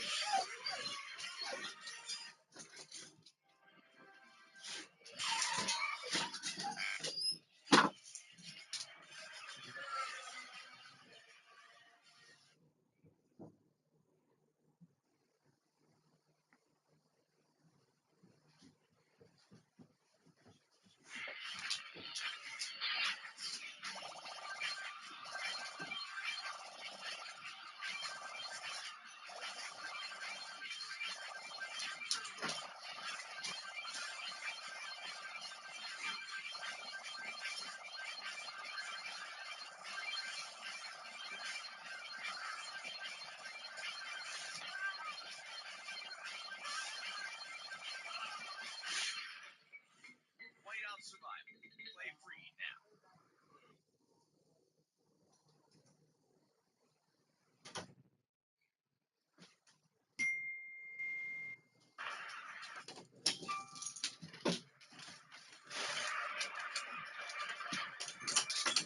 He also checked to see if the car had Damn it, dog.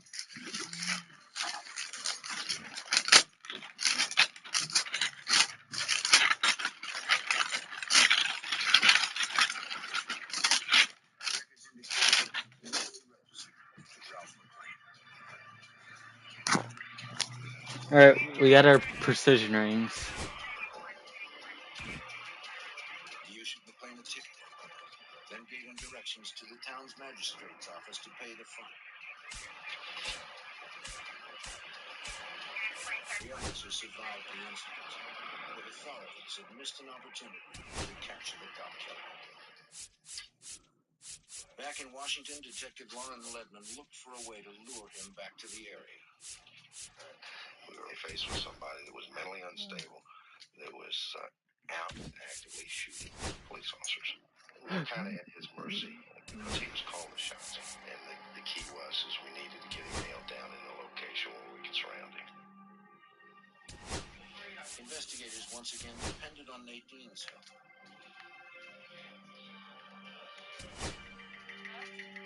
They advised her to promise McClain a reconciliation if he returned. Hey, you want to meet somewhere? McClain said he was interested in the offer, though he wouldn't agree to when or where they would meet again. Investigators worried that they were losing the element of surprise.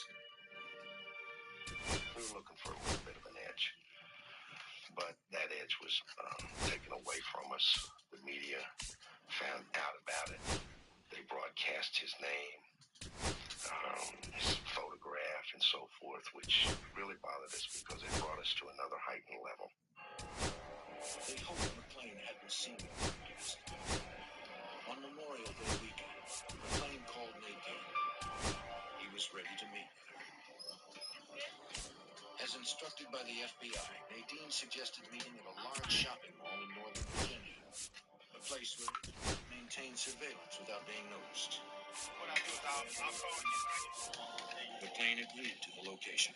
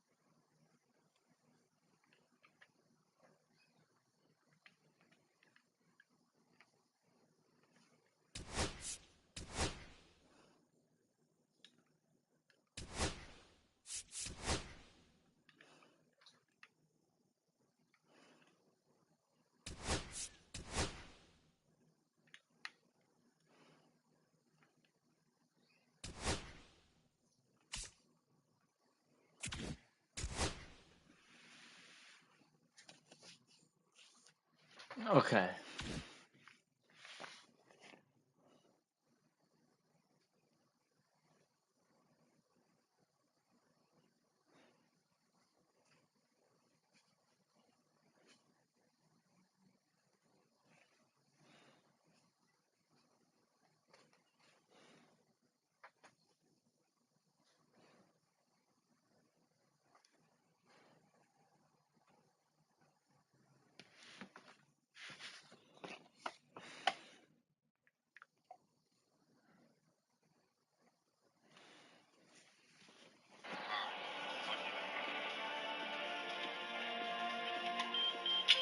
The information was relayed to agents in Washington. Special Agent Al Buckley, in charge of the arrest plan, was notified. He called the FBI SWAT team that had been on standby for several days. When I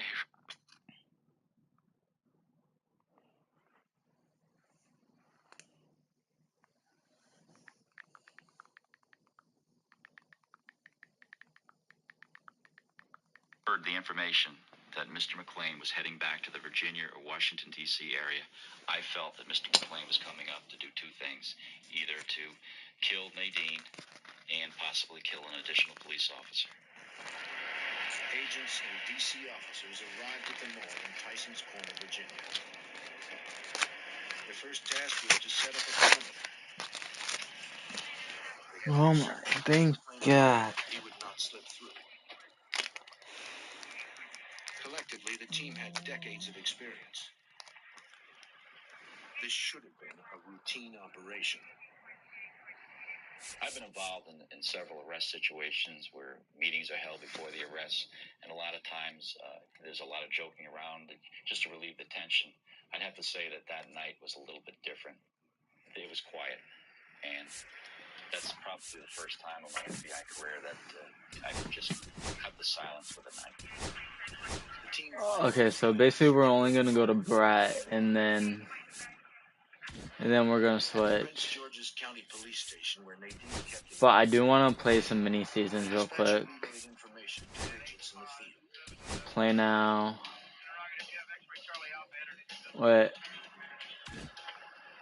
Agent Buckley got the call. McClain had changed the rendezvous location. Our squad. To meet Nadine in Maryland, nearly 25 miles away from where the SWAT team had assembled. The sudden change of plans was troubling. The call suggested that McClain might have known he was being set up. Wanted cop killer Ralph McClain was on his way to a Greenbelt, Maryland plaza to confront his girlfriend, Nadine. An FBI SWAT team was racing there. Let's put Otani there.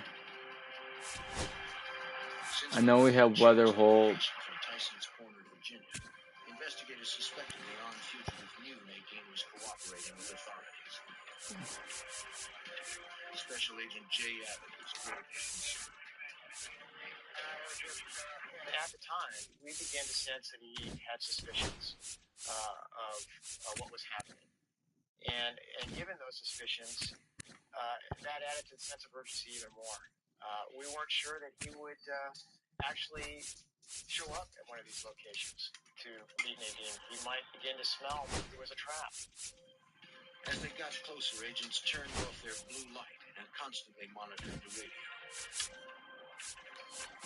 A police dispatcher relayed updates to agents in the field. He kept them posted on McClain's plans, learned through conversations with Nadine. 1051 to 1051 to 600.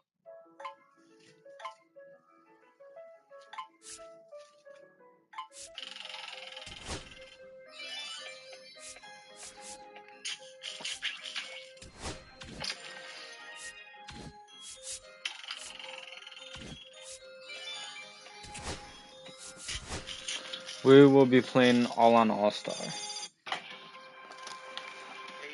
were at the mercy of the fugitives. We will be starting with Clay Buckles. After changing the location several times, the team got word that McClain decided he needed a gas station across from Beltway Plaza. They scrambled to set up a perimeter around the gas station. Agents And welcome into the ballpark. Happy to have you with us. Diamond Dynasty Baseball coming your way on the show. It's New York going up against New Orleans. First pitch coming your way next. And now, please welcome New Orleans Pinhead.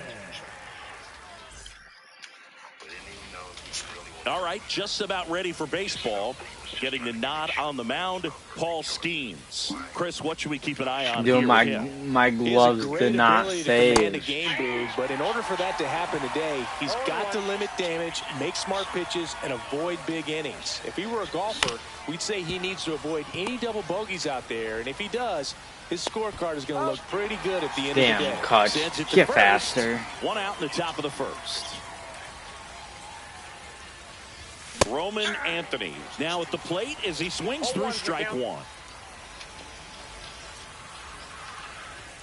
That's off the inside corner, and that's ball one. Boog, he never moved because he never had time to. But that kind of velocity, you'd prefer that. Now this ball is well hit. This one's got a chance. And it's off the wall. Around second now, going for three. The relay throw. He is safe. It's a triple. Just missed out on the homer. Now it's the second baseman. Lots of pop at the plate. Outfield playing back almost on the warning track. Fouled off. He was late. No score here, but a runner at third with one down. Up the middle, and he knocks it down.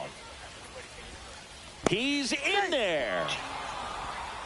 Oh, you could tell he was sniffing that hit all the way. Great hustle getting down the line. Fielder got a piece of it, but the way that thing came off the bat, no surprise at all. He couldn't pick it cleanly. It's a very difficult play, and that swing definitely was deserving of a hit.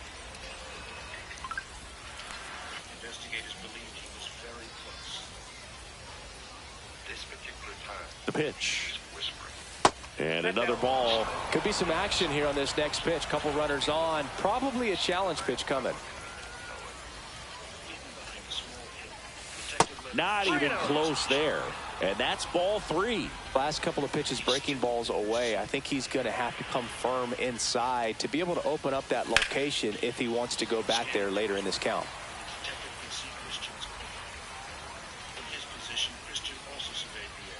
2 on, 1 out.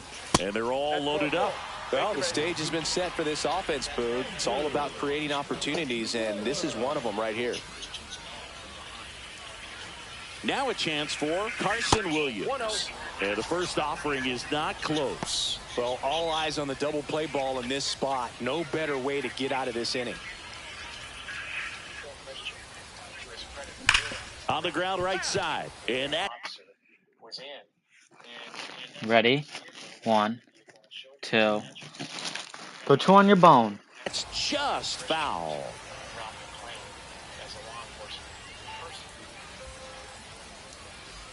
All loaded up. Dangerous hitter at the plate.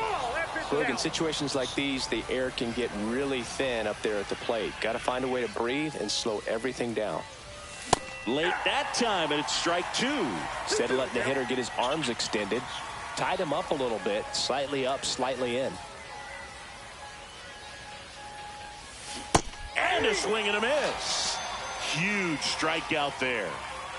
And now the first baseman, Nick Kurtz. Got it started a little too early. Strike 1. 0-1.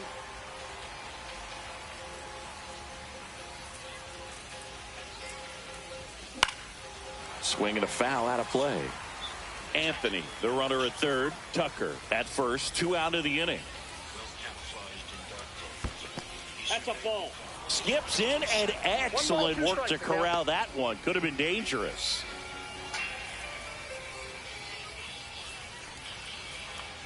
And a ball and 2 strikes. Got him swinging. Back here in New Orleans. And now the shortstop, Ellie De La Cruz. And the first pitch misses for ball 1. So here's a fun note on Ellie. He became the youngest player in high A ball to homer from both sides of the plate in the same game, and it gets better. He did it again 2 games later. Those are the type of games that tend to get you promoted in the minors. 2 strikes. Next offering misses. The count now 2-2. 2 balls, 2 strikes. This one lifted in the air, left field. McCutchen snags it. 1 down. Now the number 2 hitter, David Wright. In there, and it's 0-1. 1 out, bases empty. Swings, and he pops it up near the pitcher's mound. Gordon sizes this one up and puts the squeeze on that one. And there's 2 away. Gunnar Henderson in the box with 2 gone, and takes a look at a called strike. Just missed.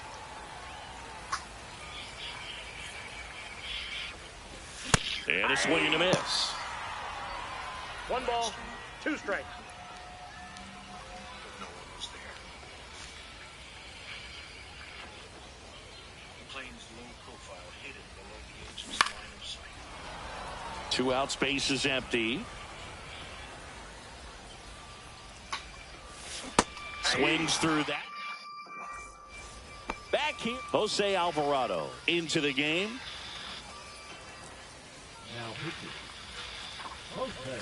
First pitch misses. You know, this guy's great speed is in the back of that pitcher's mind. If he can get on, it's going to give him one more thing he's got to think about.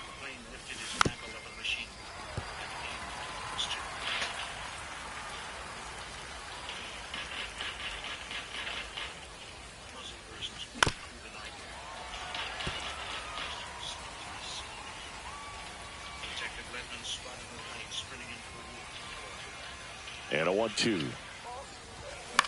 Swing and a ground ball, base hit right field.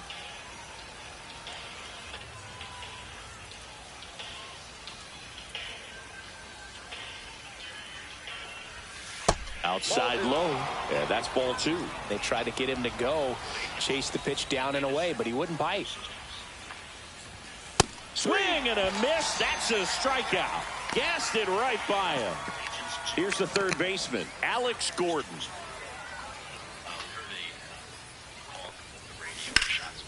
In the air, pretty deep out to center field.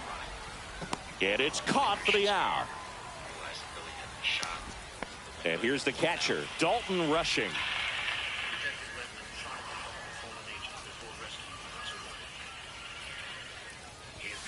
And a swing and a miss there. 0-1's the count. Comes up empty. That's strike 2. Good late sink on that fastball. Out of the hand, looks so good. And then by the time he gets in the hitting zone, hard to get the barrel to it. That misses. 1-2 to count.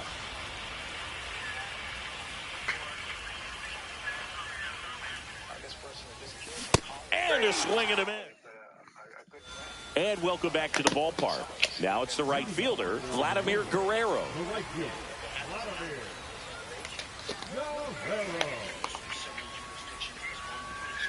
The gameplay's gonna suck for a little bit until I can break in this that clips the zone, and that's strike game.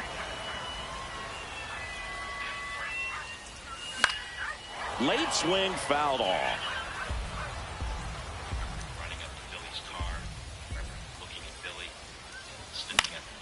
Down the line. And that drops foul. The team tore off into the darkness with a dog as semi-automatic. Hard hit, right side. In plenty of time to first. Leadoff man retired here in the second. And now, Ted Williams.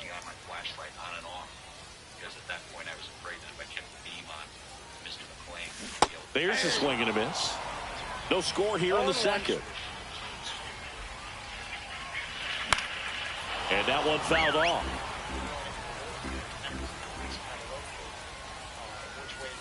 Swings and misses, struck him out. And now it's going to be Todd Helton. Just missed.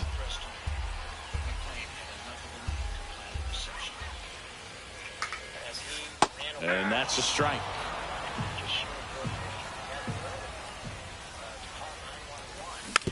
On the ground. Williams Now the throw to first on the run. Nicely done.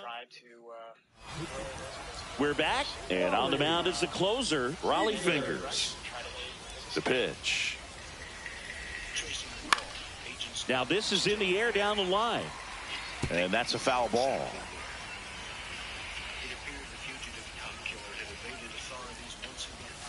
And that's off the outside edge, and the count even 1-1. Bottom of the zone and a called strike.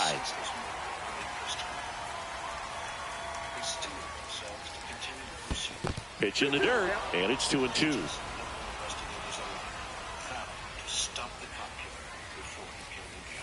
Goes down looking. So up next, Roman Anthony. 1 for 1. He tripled in his first trip. Swing and a high fly ball. That one out towards left center field. Way back there. See you later. Here's the second baseman. Reached on an infield single his first time. Hammers that one deep left field and forget it. They go back to back. It's 2-0. So here's Kyle Tucker now. Worked to walk in his first trip to the plate. Swing and a miss as he was out front. 0-1's the count.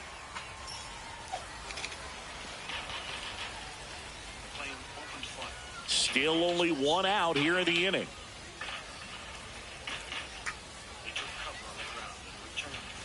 Late on that fastball. They just threw that fastball by him, elevated, and if you're not looking up in that location, very difficult to catch up to, especially with that velocity. Tied him up on a fastball inside. 2 outs, base is empty.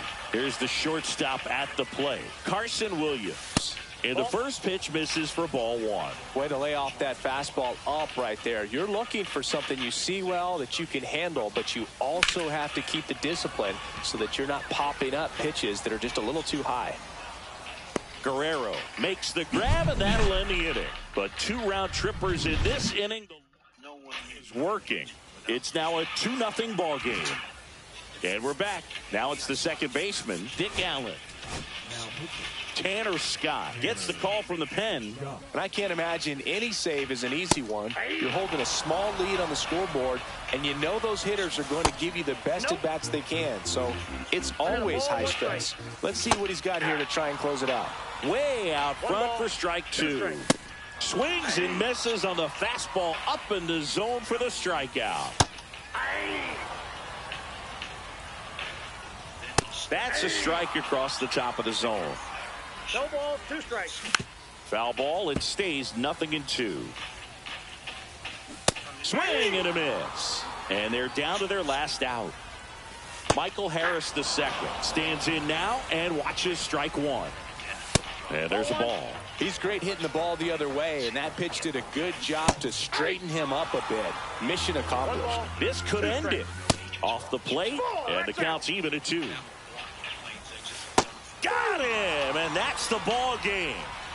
2-0. Receiving fire from 2 positions.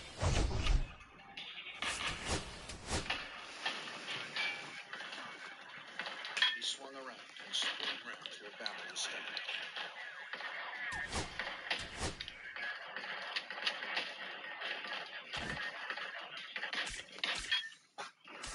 The agent returned fire. McClain was hit. Agents and officers continued firing. McClain fired 1 more round. Then there was silence. I waited a moment, and then there was a call out. Something like, he's down, he's down. Bammel hesitated before advancing on McClain's position to be sure this wasn't another trick. While officers and agents waited in the lot with guns at the ready, Agent Bammel made his way alongside the trailer, approaching the motionless figure. Another agent advanced on the opposite side. As they moved in, an officer yelled from the darkness that he saw movement. He was going to fire 2 more rounds towards McClain. As soon as he yelled that, I yelled, "Don't shoot, don't shoot, don't shoot," because I was immediately concerned of the fact that we had placed ourselves into a deadly crossfire situation.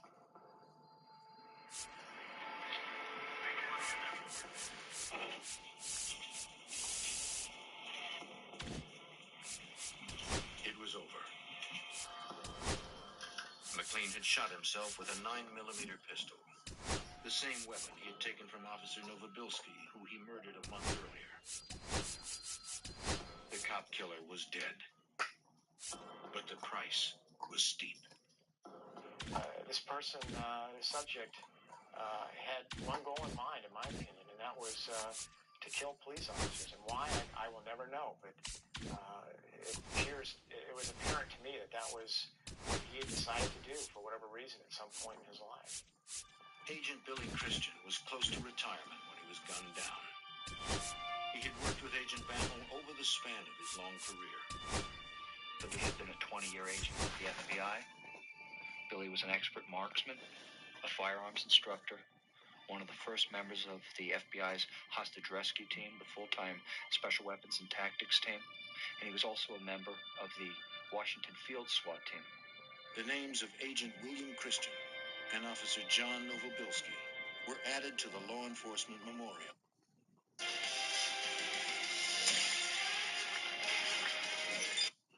Hey there, it's me, your tour guide to all the fun on Vigo Live. I'm here to show you a new place for live streaming.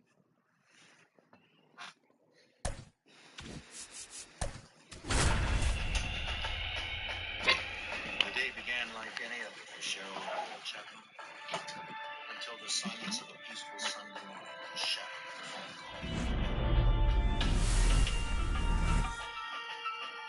call. Ready to go? Here's Andrew McCutcheon to hit. Several attempts to reach a platform were unsuccessful. The Chapman presents Next offering popped in the air, right field. Guerrero. He's there. He's got it. And there's one away. And now the center fielder, Roman Anthony. And a swing and a miss. In the on-deck circle, Star, really can you want to stop use that getting into my opportunity to shit? see some pitches and time up the fastball. Last thing you want to do is miss a good hittable fastball early in the count. One down, base is empty.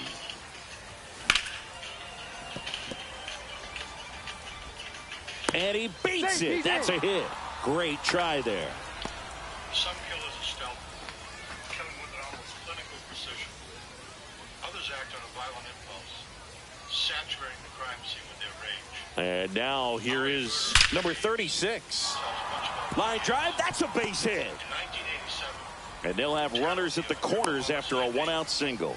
tested the metal with even the most Well, clearly he was ready to hit right there. 110 miles per hour, and man, that exit velocity, not every hitter's capable of getting that kind of jump off the bat, no matter how hard they swing. Towards first to Elliott, second for one. Throw off line. He's safe. And a nice job. Why'd you there keep on going? I didn't press you. Now it's the shortstop, Ellie De La Cruz. they need to somehow get inside the That's down and in. A slider missed.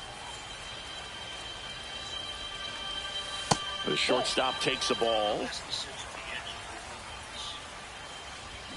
Cut on and missed 96 with that fastball. 2 balls, 1 strike. And he takes one right on the black. And the count now even up. Fouls that off to the left, and we'll do it again. Just misses with that one. In there. Got him looking for the K. That was pretty nasty. David Wright in the box now. Takes strike one. Edge of the zone for a strike. And the count is 0-2. That's down and in. 1 ball, 2 strikes. One out, base is empty. Strike 3, and that's 2 in a row. And now the DH, Gunnar Henderson. Nasty pitch right there. That's strike 1. Sharp grounder, that's through for a base hit. So he gets on base and keeps it going.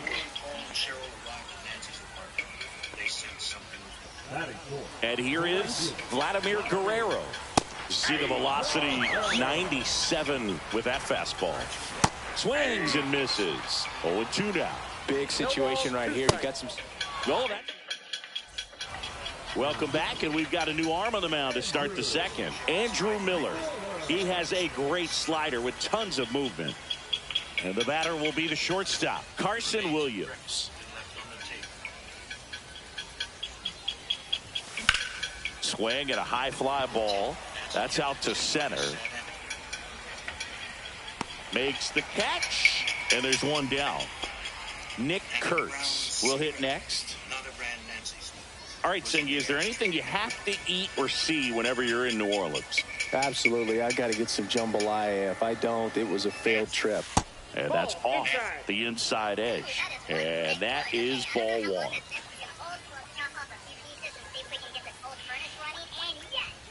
Swing and a miss. I got a ball, 1 strike.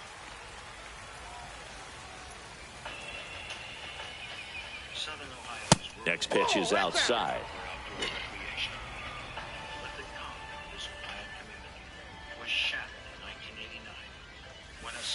That one missed. 1 strike.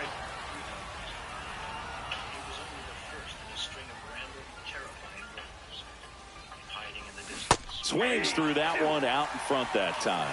The pitch started in and ended up on the outside edge. Just changing planes and very difficult, especially for a left-handed hitter to track.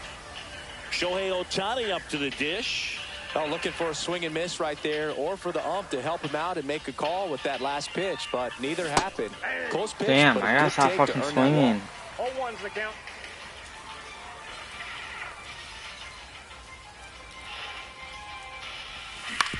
Swing and a ground ball base hit right field.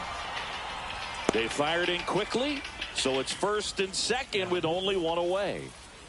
So digging in, Alex Gordon. And fouled off. The last thing he wants is to hit the ball on the ground, but I wouldn't expect many pitches up in the zone. They'll be pitching for a double play in this spot.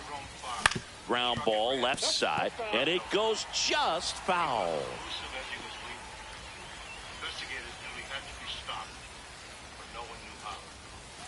That one well upstairs, and it's 1-2. Rarely will you see a pitcher just waste a pitch like that. The batter wasn't even tempted to swing. Every pitch needs to have a purpose so that it can set up a following pitch to help you get that out.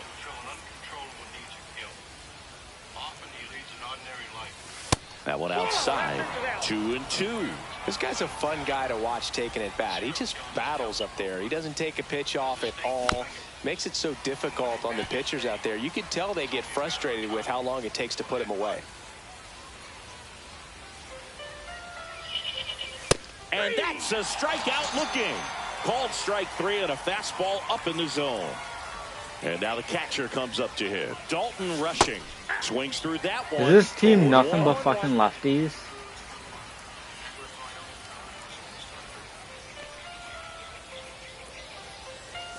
Strike 2, and there's a real chance they get out of this without allowing a run.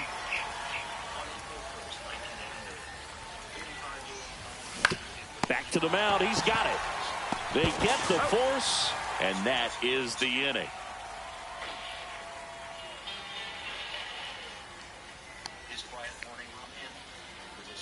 Ready to go for the last half of the inning. And now Ted Williams.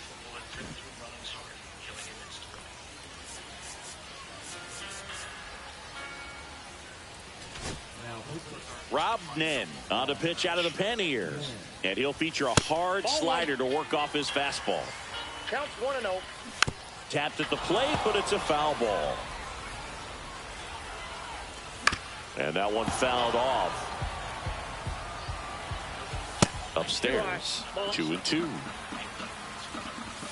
Blows the high heat past him. That's a strikeout. Late swing, foul to the left.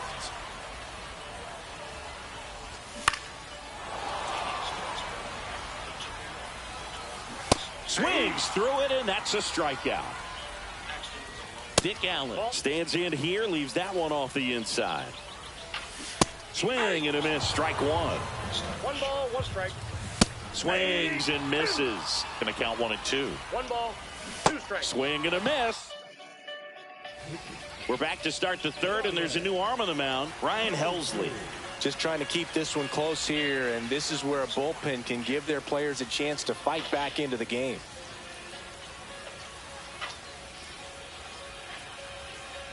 McCutchen, the leadoff batter, as he swings through it for strike one. It might be time to choke up a little bit, get that front foot down early, maybe even just spread out. He's really late right now. Next pitch is outside. The killing horrified a quiet community that considered murder to be a problem for big cities. Swings and misses at the breaking ball in the dirt. 1 ball, 2 strikes. Southern Ohio, but Belmont County Sheriff Tom McCord knew right away that this wasn't a hunting accident.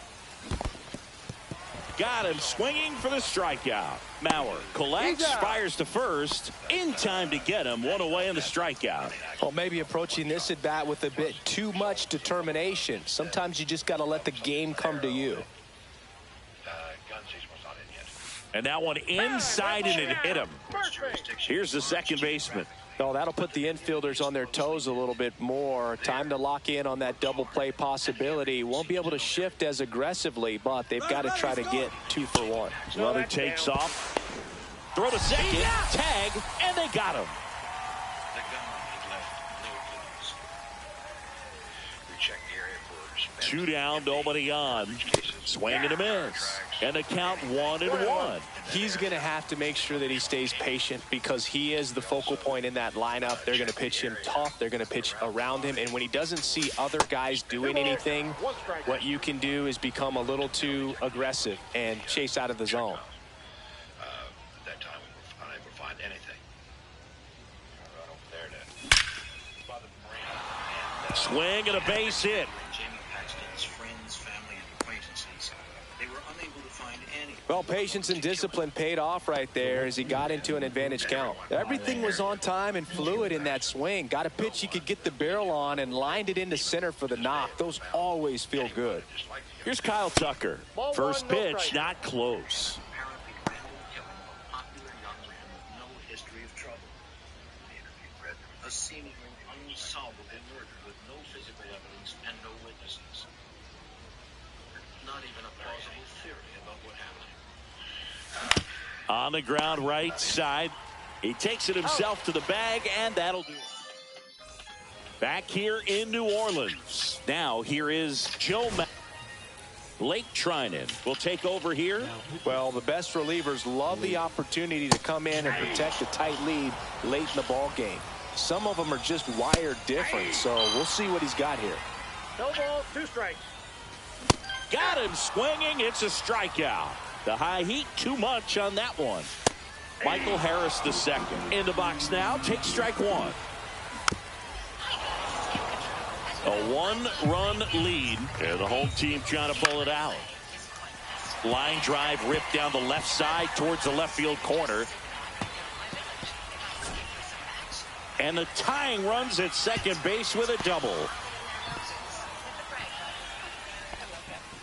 Back against the wall with 2 strikes, but found a way. Nice job of driving that pitch the other way on a line. You know, hitters, they take so many reps in the cages working on going to the opposite field, and it doesn't always translate into the game, but right there it did, and he did it perfectly.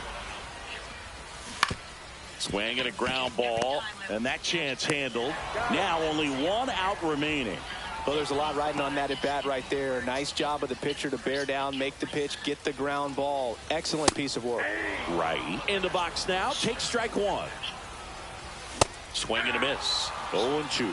These fans, they are ready to cheer about something. Got him, and that's the ball game. The final. Sorrow at losing my son. You took a light last November. Many days of darkness. Have you thought of your own death? It'll happen. Unless you sin and ask for God's forgiveness, you will face the fire and fury of hell at your own death. Be right back, chat. If the killer were reading Gene Paxton's lips, he seemed unaffected by them.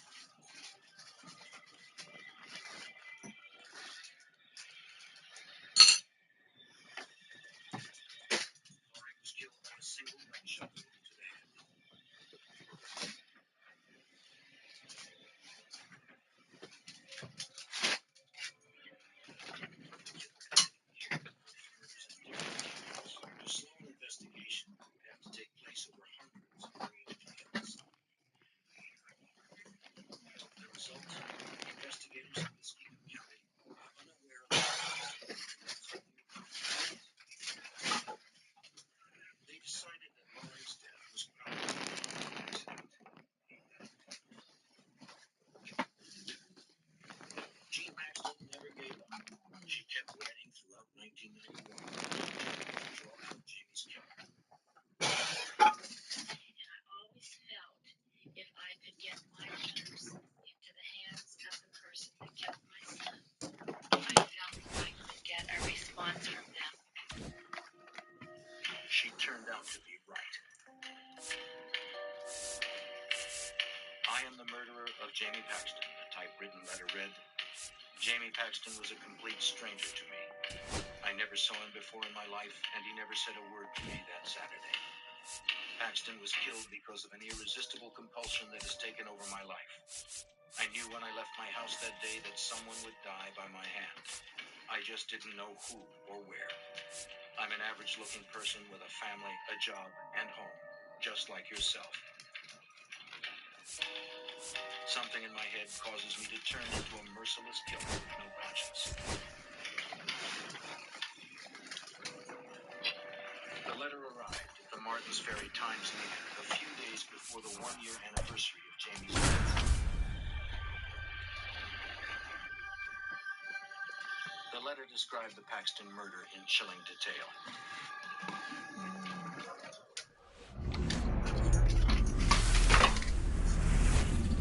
I stopped my car behind Jamie's and got out. Ready to go now. Here's the shortstop at the plate, Junior Caminero. Jamie started walking very slowly. And that one is in for a strike at 95. And that's how this game gets started. And a swing and a miss. There's that slider. For those of you tuning in who might be new to the GBL, it stands for the Global Baseball League. It's an 18 league that plays what many consider a mini season. It's baseball, but it's different, that's for sure. What do you mean by it's different? Well, the 28-game season, it changes everything. You don't have a lot of time for losing streaks or slumps in this league, especially with only 4 teams reaching the postseason. And that one handled. And a couple of quick outs. Kyle Schwarber comes up to hit here. And he takes a strike. The shortened schedule sort of forces teams to start hot and stay hot the entire season. Exactly. You don't ease into it. The GBL ain't a marathon. It's a sprint.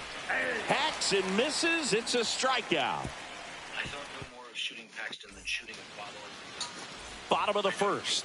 Here's Andrew McCutchen to hit.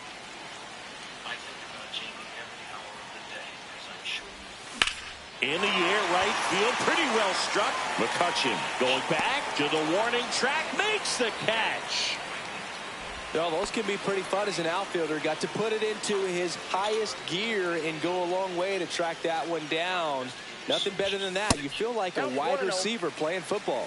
Roman Anthony in the box with one away as he takes ball 1. Swing and a miss as he was late that time. Wow, good luck catching up to that one. Just missed.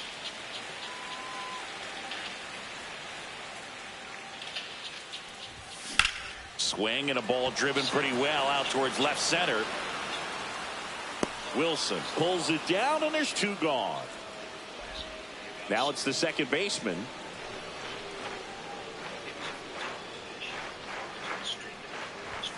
First pitch and he just misses.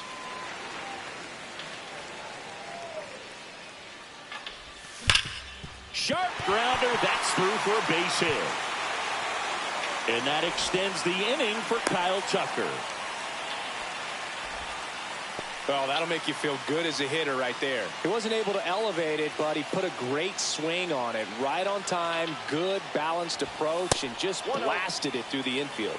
Kyle Tucker stands in with 2 away as he takes a ball. A changeup missing, and the count is 2-0. No, he's really working him away this at bat. Sometimes take a little bit off velocity, try to get a rollover, something on the ground. Stay away from that big hole on the right side of the infield. Over to first.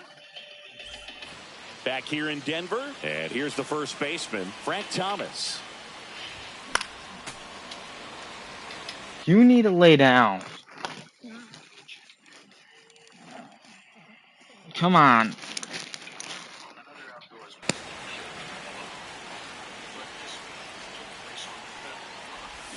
And strike 2. 0-2.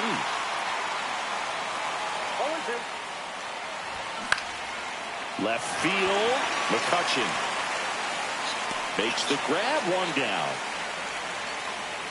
Just pulled off of it a little bit right there. That front shoulder coming open instead of staying closed.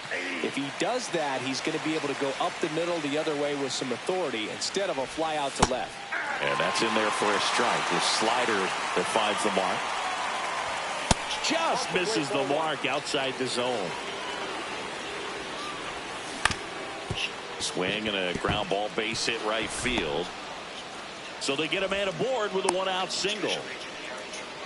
Well, that certainly feels good when you can win the at-bat after being down in the count, up against it with 2 strikes right there. Really nice job staying up the middle with his approach. He didn't try to do too much with the pitch, just shot it through the infield.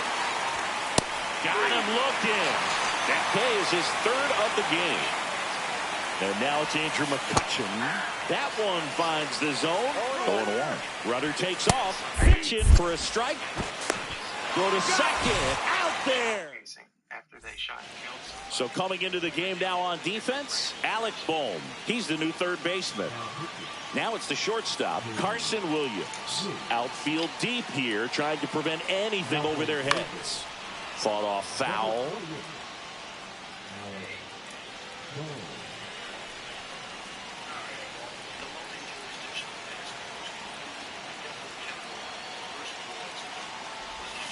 Sliced hard but foul.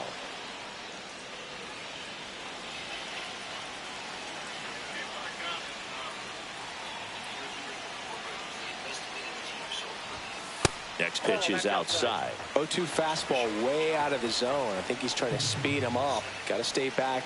Off speed's probably coming. Got him swinging. 1 away. And now the first baseman, Nick Kurtz.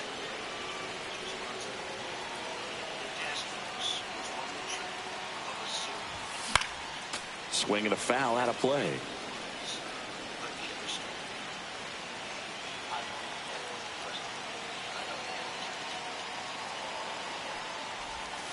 Slapped hard the other way, but foul. Second inning here, no score.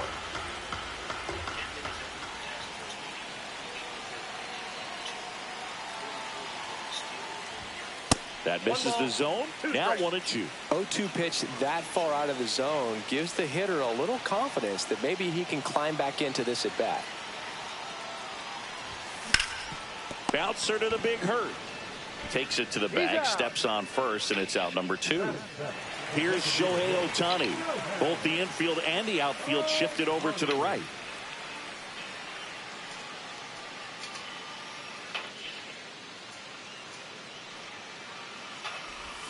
Swing and a miss as he chases that one darting out of the zone.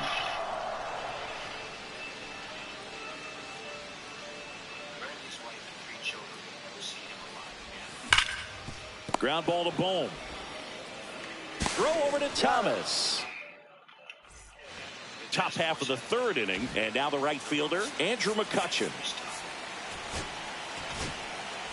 Brian Helsley taking over on the mound.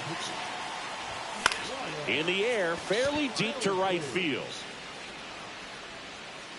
Stretches out and hauls it in. Here's the catcher to hit, Johnny Bench. Almost a loud start to the inning on that first pitch. Man, he's going to want that one back, no doubt.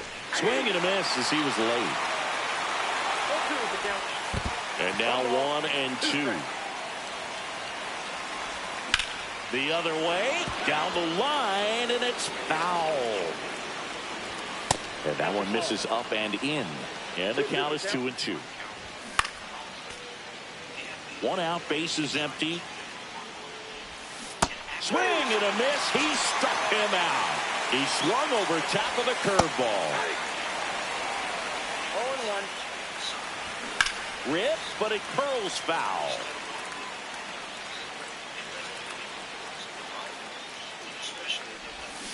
Stays alive. 2 outs, bases empty. Got him. And More in detail. Bottom half of the third, and they bring in a new pitcher, Jordan Romano. Now the third baseman, Alex Gordon.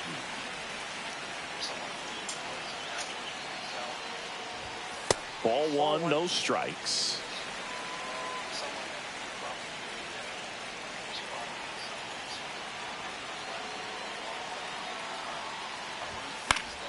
And that is out of play.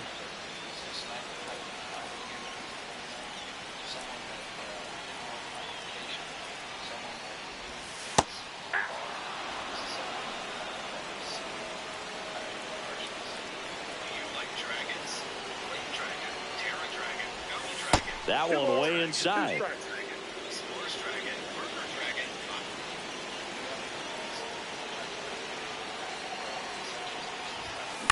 Hit on the ground to the right side. It's in and out of his glove. And it's in time. It wasn't the smoothest play you'll see today, but they still get the out. And the batter now, Dalton Rushing.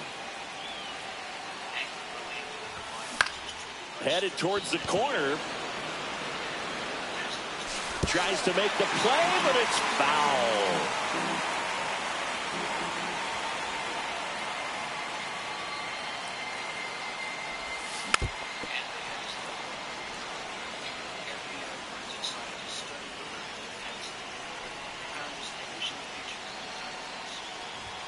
That one inside, and the count 1-2.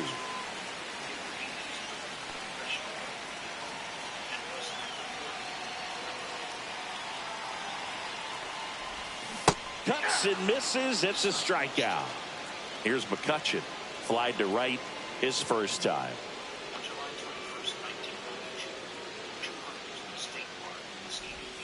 Swing and a miss. There's the slider.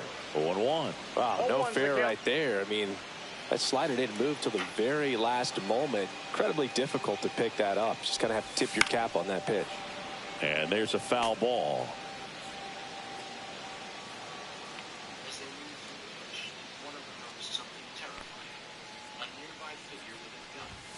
That one misses. Now 1-2.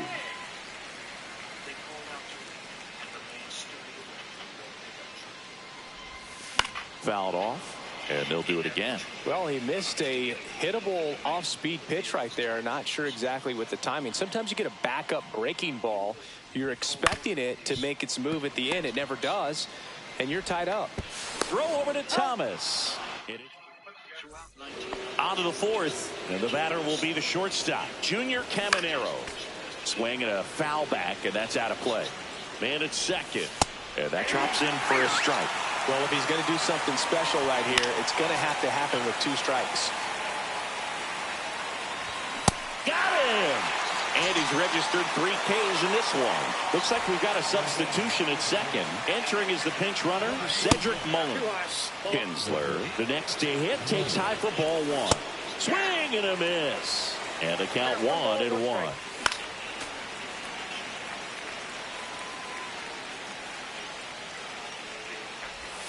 And a curve is down and in. With the go-ahead run standing at second here in extra innings. And that's way high. And now it's 3-2. Swing and a high fly ball right field. And it gets by him. Mullins headed home. He scores and they have the lead. Well, a big swing of the bat right there. Punts that ball down the opposite field line. Just barely able. Tanner Scott comes on now. And they felt it was time to bring on a left-handed reliever from the pen with the lefty hitter coming up. I think that's a good move. I know I never liked when opposing teams did that to me. Scott, he's kind of a prototypical bull. And that one gets away at the plate.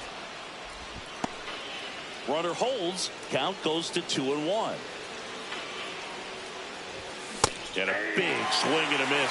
Don't be surprised to ball on the ground to the corners if they come home with the baseball instead of going to first base. Thomas batting for the second time, and that's strike 1. Late with the swing there. Kinsler at third with 2 away. That just misses, and that's ball 1. And there's a ball. No, he's not afraid to fall into a 2-strike count. Knows this. And a swing. 1989, Fry ran into Thomas Dillon at a gun show. Now a move being made at second base. Pinch running here, Max Clark. So the closer summoned from the bullpen, Raisel Iglesias. Save opportunity for him right here, and he's their guy. Time to lock this one down and get out of here with the W. Not in time. Great effort, but it's an infield hit. Here's the second baseman. Late swing fouled off. Well, comfortable or not, these are the situations closers they seem to live for. When you get into some hot water, a jam, tough spot, whatever you want to call it. Popped up right side. McCutchen running hard to get it. Hauls it in after a long run. And there's one away. And now a very big at bat for Kyle Tucker. 0 for 1 with a flyout. Line drive, base hit. Runner from third comes across. It's an RBI single. It's 1-1. Well, no waiting around right there. He was ready to swing it on the first pitch. Hooked around that pitch on the outside, but he was still able to square it up pretty nicely. And that takes quick, strong wrist to pull that off. Puts a bunt down. Off balance feed, there's one. The winning run crosses the plate, and they... And your... Walt Wilson, Tuscarawas County Sheriff's Office, was a task force member. His job was to follow up on leads and tips, which were coming much more frequently as press coverage of the case.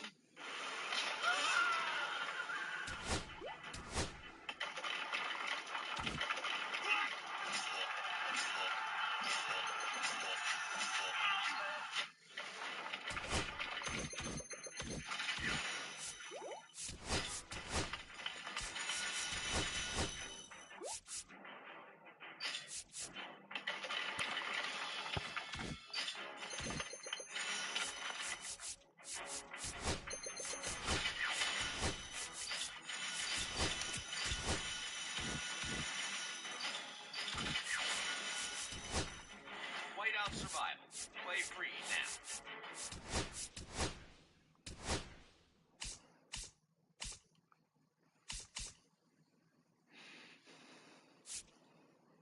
Three words. Spencer is back. Mama. Tense. Fierce. Fascinating. Incredible. Determination. Devotion. Authentic.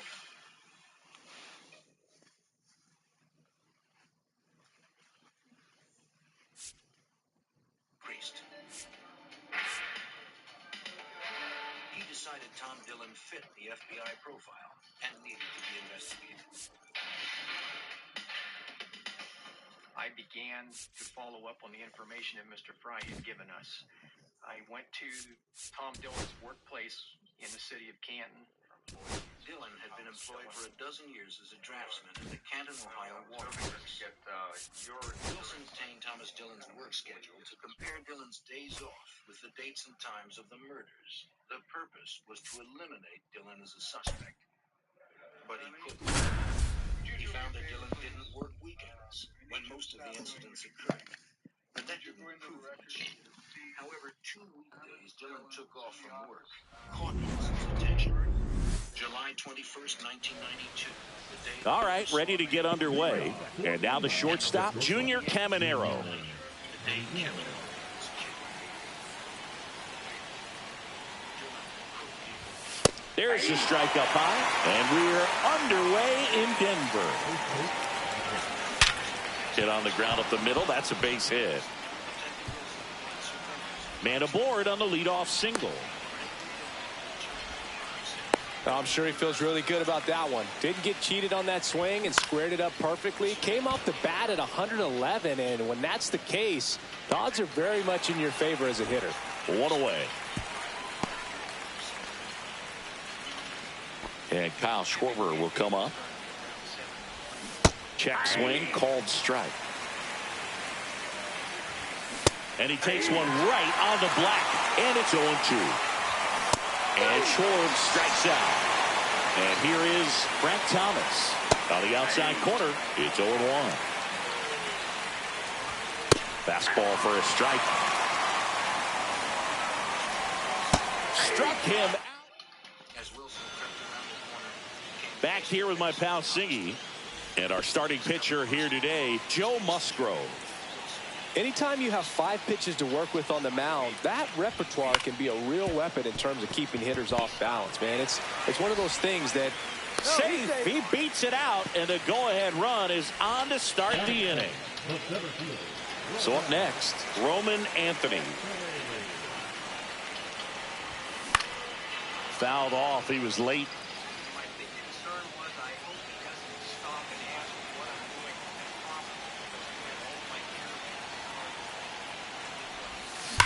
Swing and a ground ball base hit right field. Makes the catch, and there's one gone. Man, that's one of those at-bats where you have to remind yourself it's about the process. He did everything right there. Nothing to show for it. But in your mind, you have to convince yourself that it was a very good at-bat. On the ground left side, 6, 4, 3. It's a double play. And welcome back to the ballpark. Here's the third baseman, George Brett. Swing and a miss. 0-1's the count. That one the other way. Slings it across. Brett out on the play. So digging in, Preston Wilson. Line drive, base hit.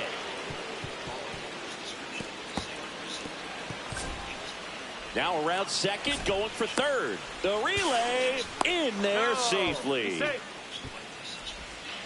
Well, that may end up being an at-bat we go back to later on when this game is over. Showed a willingness to drive that pitch the opposite way. Didn't get jumpy, didn't try to pull the ball. He let it get deep, took the barrel right to it, and then extended through the swing for the line drive base hit.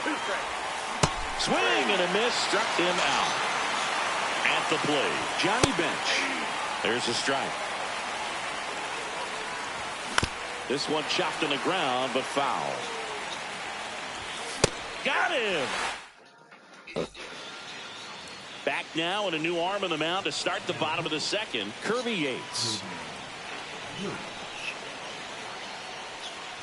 Kyle Tucker, the leadoff batter, as he looks at ball one.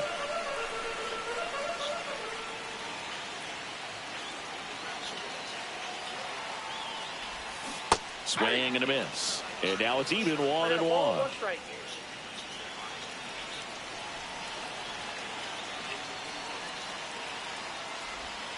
Yeah, big swing and a miss. They got away with one there, but he knows he can't go into that spot very often against a guy like this. Fights that one away, still 1-2.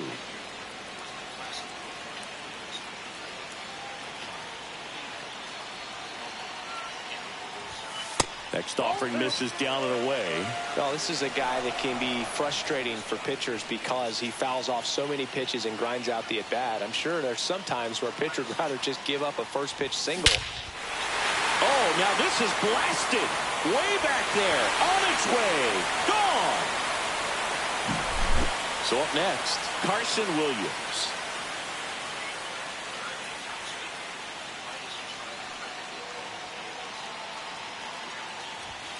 And ball one. Always exciting to see a leadoff home run in an inning. Kind of gets the offense fired up, and you start to expect a big inning.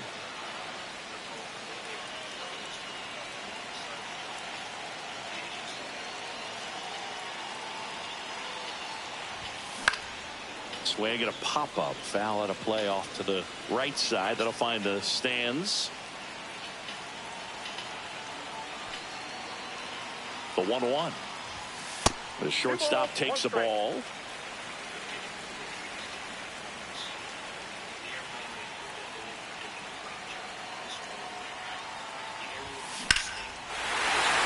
a high fly ball deep left field on its way. Gone. He dunks it off the foul pole. An absolute smash to left. It's 2-0. Nick Kurtz digs in now.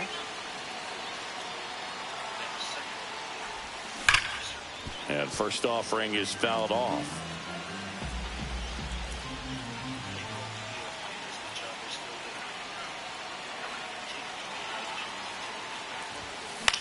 Swing and a high fly ball out there towards left field. Schwarber hauls it in, and there's one away.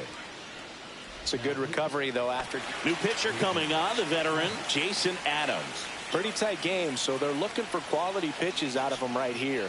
Got to do his best to keep the score right where it is. Worm burner into the outfield for a knock. So a man aboard now with one away. Went up there looking to be aggressive and got something he could handle. Pretty good spot, hard and inside, but that's a perfect. To first, and they've got him picked off. Tag, and he's out at first. Couldn't get back to the bag.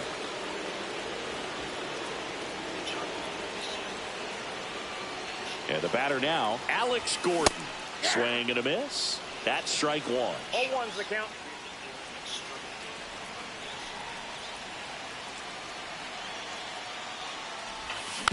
Tap foul at the plate.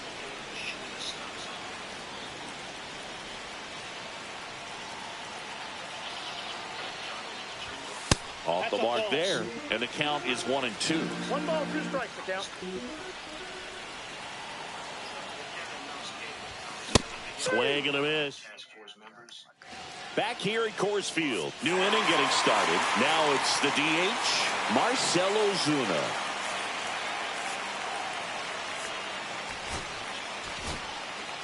Now on the bump, Matt Strom. These are the spots relievers really make a name for themselves. Late and close. There's not much margin for error, but at the same time, there's a reason they're put in these situations.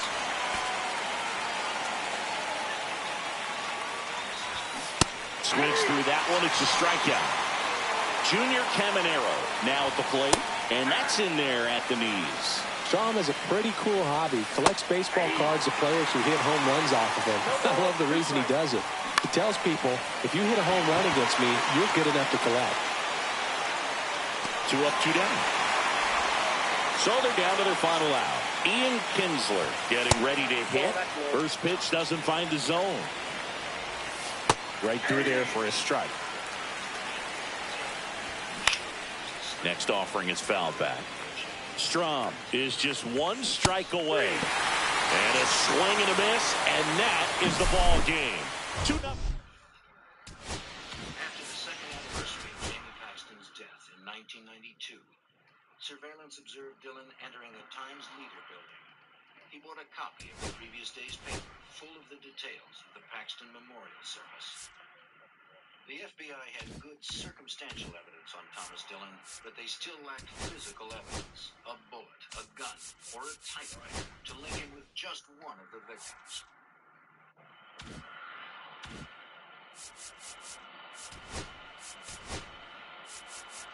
Hunting season was fast approaching. Dillon was still out roaming the rural roads, drunk, armed, deadly. The communities of southern Ohio had been terrorized for 3 years. The people feared going outside, but tried to live normal lives. Dillon had to be taken off the streets. The task force knew Dillon had been in trouble in the past for illegally owning a silencer and was forbidden to possess firearms, a stipulation he clearly violated during his vandalism sprees. The task force had little choice. Before he arrest Thomas Dillon. But the plan wasn't just to arrest him for a weapons violation, but to convince him he was caught red-handed. Lacking ballistic evidence and holding only a relatively minor weapons charge on Dillon, the FBI badly needed to elicit a confession. Vitus had a plan. Since we knew what his routine was through the surveillances and that, where he left his residence and he would go to this Dairy Mart every day before he left and went on his 300-400 mile drive, we would try to make the approach at the Dairy Mart. And what we had was an office building right across from the Dairy Mart where we occupied. We took over the basement of that building. Detective Wilson and I did was we went down into the basement where we were going to conduct the interview, and we put up along the walls of the whole room maps of the areas that he drove in, crime scene photographs, newspaper articles. We wanted to make that setting just irresistible to him. piece starts laying us out in front of him and see what kind of reaction we get from him. It would be overwhelming, and you know, it would put him in the best frame of mind for us to be able to sit down and interview him and get a confession. Mr. Dillon. On November 27th, 1992, the plan went into effect. Their entire case so far rested on getting a confession. The idea was for when he came out of the Dairy Mart, we were going to approach him, identify ourselves, and basically request that he follow us voluntarily over to this room where we wanted to share some information with him and show him some things that we knew that would interest him. If Dillon refused, Trumbitis would raise his right hand to signal ATF agents who were responsible for making arrests in weapons cases to cuff Dillon. And I can just remember his reaction. I mean, his jaw just for about 5 seconds, and then he composed himself and he said, "I want to talk to my attorney first."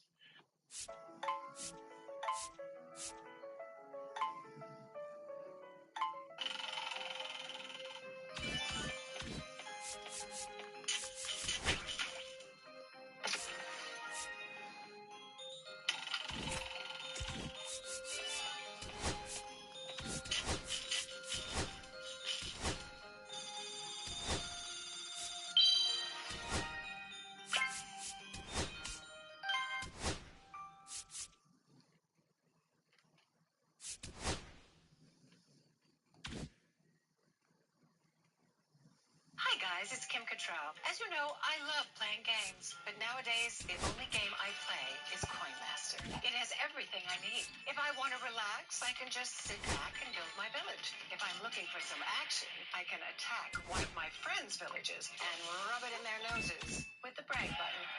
I love that part. So if you're also looking for that one game to play, I would suggest Coin Master. Trust me, you won't regret it. Coin Master, the only game you'll ever need.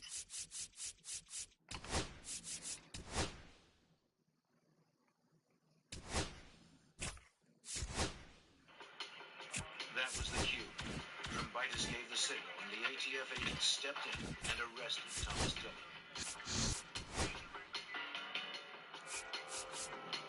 Dillon didn't realize it, but it was a bitter defeat for the FBI.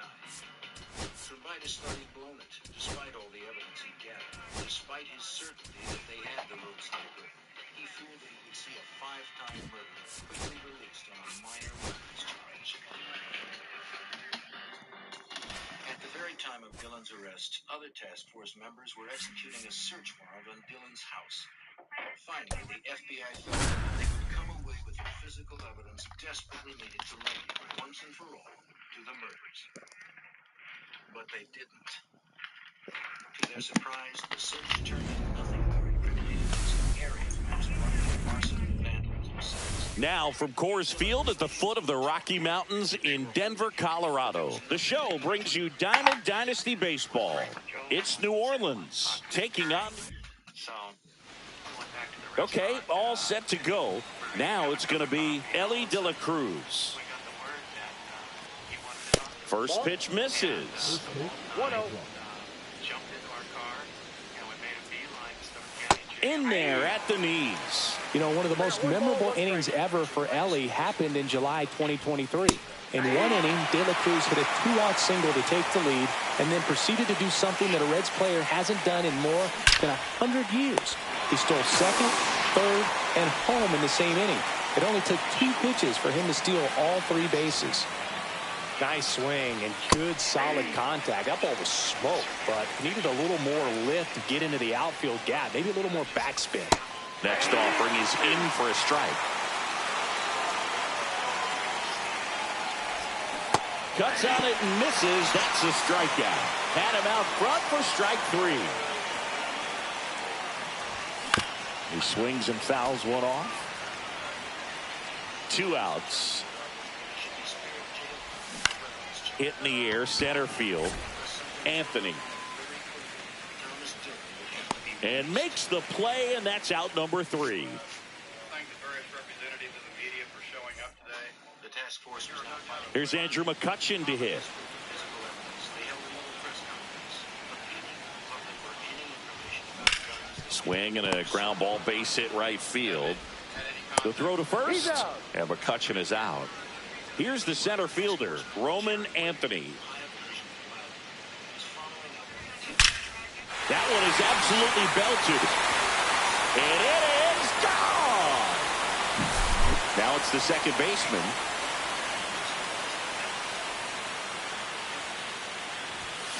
Ripped on a line.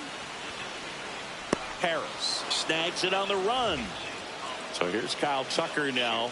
Wow, he looked like he was running before the ball was hit. Didn't have much time, as that was a hard hit liner, but a nice job of covering a lot of ground in a short amount of time. Tosses to first, and Tucker is retired. That's the third out, inning over.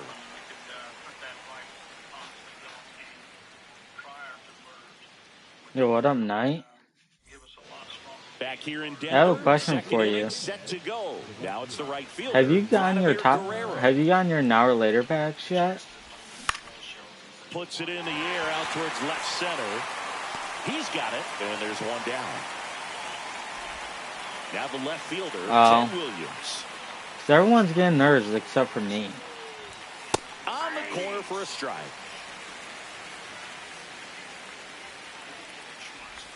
Yeah. He's in for a strike.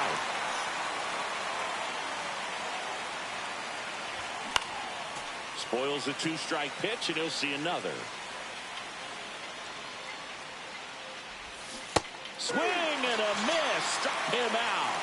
Pulled the string on the changeup. Hit on the ground to short. Williams. And that is the inning. Bottom half of inning number 2. Here's the shortstop at the plate, Carson Williams. And first offering is fouled off. Miller, a very difficult guy to get hits off of. It's really rare for teams to string stuff together against him. He wins every pitch. All right, Knight, I'll be back later. Sometimes a victory is just fouling off one of his pitches. That missed by a lot, and that's ball one. Unless he beats himself, somehow can't find it, doesn't have the control command that day, you can pretty much forget about it.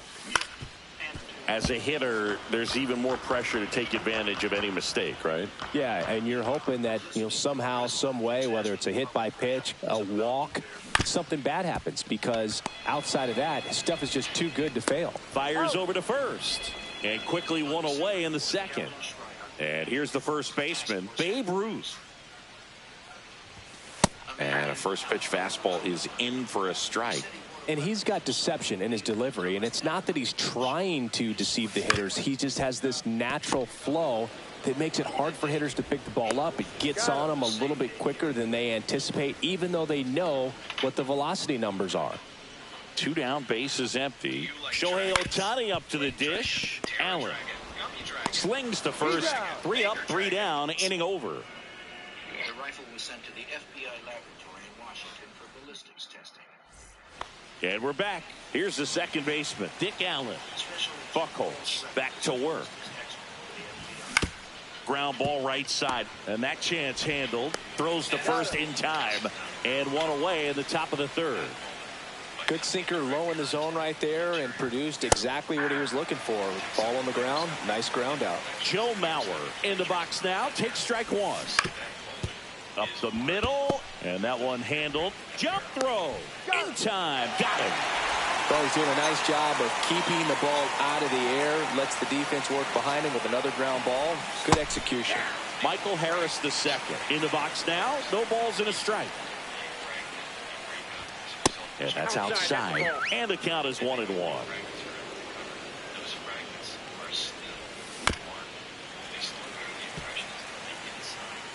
Buckholz is just 1 strike away. Got it, and that's the ball game. And a 1. When the weapon was fitted to our laboratory, the weapon was test fired, and the test fired bullets from this weapon were then compared to the bullet fragments taken from the victims.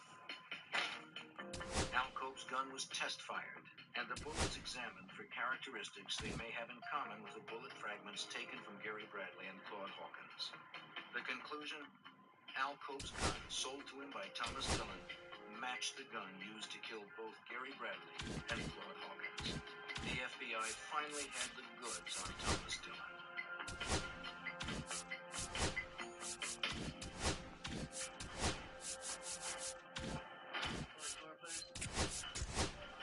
Agent Trumbitis visited Dillon in jail and confronted him with the descriptions of a few witnesses.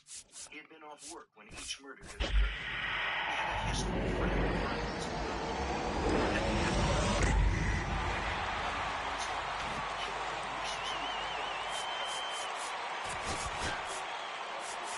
But Trumbitis knew Dillon was guilty of all 5 murders and he wanted closure with the victims' families.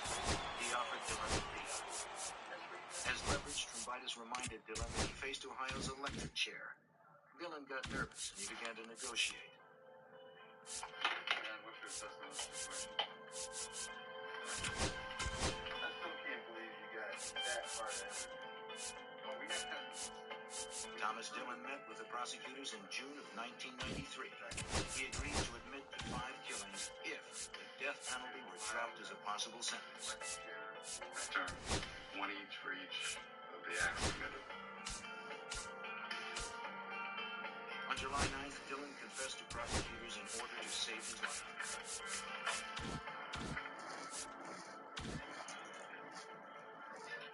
On July 12, 1993, a smirking Thomas Dillon walked into the Noble County Courthouse to make his plea. Mr. Dillon, at this time, how do you plead to count 1 in the indictment in case number 93 CR4 involving the death of the aggravated murder charge involving the death of Gary Bradley? How do you plead? Guilty. With the families of the victims watching, Dillon confessed to murdering Donald Welling, Kevin Loring, Claude Hawkins, Gary Bradley, and Jamie Paxton. Number 2 in that case of that indictment involving the death of... He was still smirking and unrepentant as he left court. At this time of the indictment in case number 93 CR4. Guilty.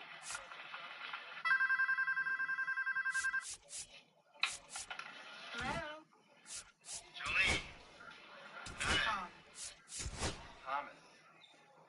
Yeah. Dillon's incredibly cavalier attitude was detailed by a local reporter whom Dillon called from prison. Marveling at his own violence, reveling in his celebrity, and laughing off the murders. Let's talk about the other guys. I mean, they Except one. Really good shit. He would not discuss the murder of Jamie Paxton. Live from beautiful Coors Field here. Now it's the shortstop, Ellie De La Cruz. And the first pitch misses for ball 1. Swings through that one for strike 1. Strider out there on the mound for this one, and he's a guy who had a really impressive college career but needed Tommy John surgery while playing for Clemson. You know, Boog, Strider spent time with a sports psychologist at Clemson while rehabbing from his surgery. They talked a lot about the concept of purpose and the importance of having a defined goal for everything you do. You know, it's something Strider now preaches himself. And a pop-up, right side, foul territory. And in foul ground, he pulls it down, 1 out. Now the number 2 hitter, David Wright. And that's in there at the knees for a strike. Down the left field line, should be extra bases. And that's going to get into the corner. And he starts his afternoon off right with a double. Solid swing from start to end, on time with everything, really good balance, nice extension, and he met it out front for the line drive knock. As a pitcher, you know the runner on second is ready to push things with this speed. And a swing and a miss. And now 2 gone. Vladimir Guerrero in the box now, takes strike 1. Next pitch, a slider that misses outside. Hard grounder into the outfield for a knock. Right, headed for the plate. Here's the throw. Safe on the board first. It's 1-0. Well, he comes through clutch with the RBI single. That was big. Smash that one through the infield for the knock. When it's hit that hard, it makes it very tough on the infielders to make any sort of play. Up and in, and 1-1. And that's in the dirt. Well, with the amount of pitches that can end up in the dirt, a good secondary lead. Doesn't have to get away from the catcher, but if you're anticipating based off the trajectory, get yourself into scoring position. Popped up and makes the grab. Here's Andrew McCutchen to hit.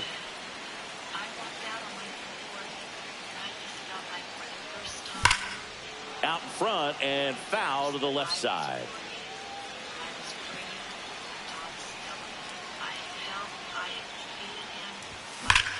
This one driven deep, way back there, and it's gone. We are tied. So it's all tied up thanks to the home run. Now here is Roman Anthony. Yeah, that's fouled off.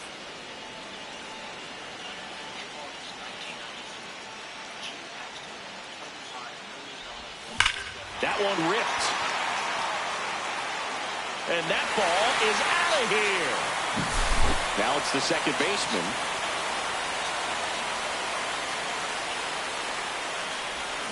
And he swings and misses, and it's 0-1. 0-1.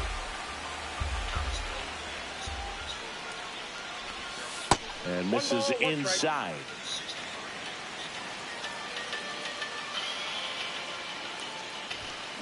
Swing and a ground ball, base hit right field.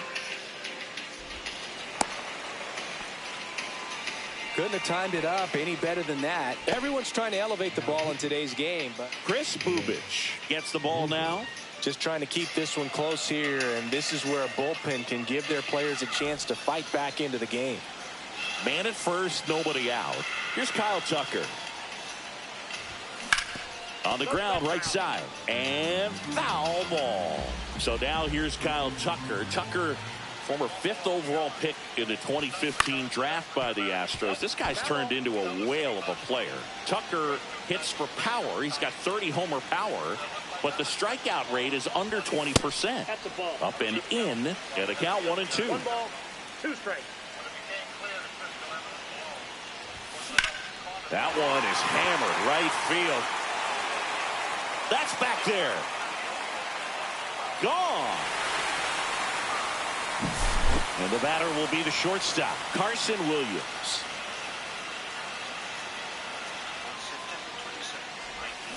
And first offering is fouled off.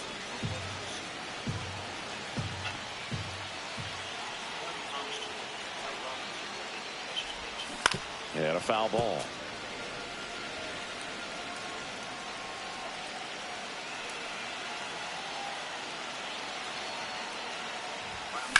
And a foul ball, he stays alive. I wouldn't throw him another breaking ball. Try to go again with the fastball, slightly elevated. He just is having a hard time catching up.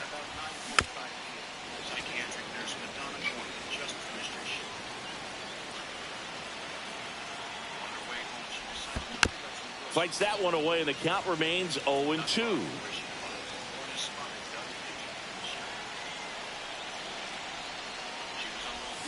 And he couldn't hold back. He's rung up on strikes. And now the first baseman, Babe Ruth.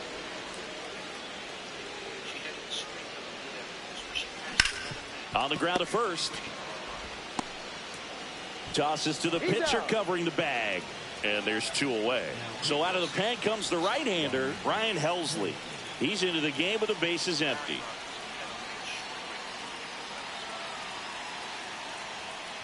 Shohei Ohtani at the plate with 2 away. Swings through that one.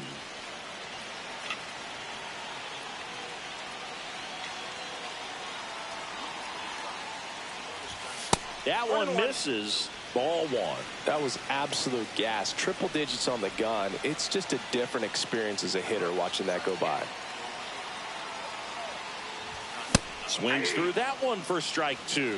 It might be time to choke up a little bit. Get that front foot down early. Maybe even just spread out. He's really late right now. 2 down, nobody on. Swing and a miss. Back here at Coors Field. And here's the first baseman, Todd Helton.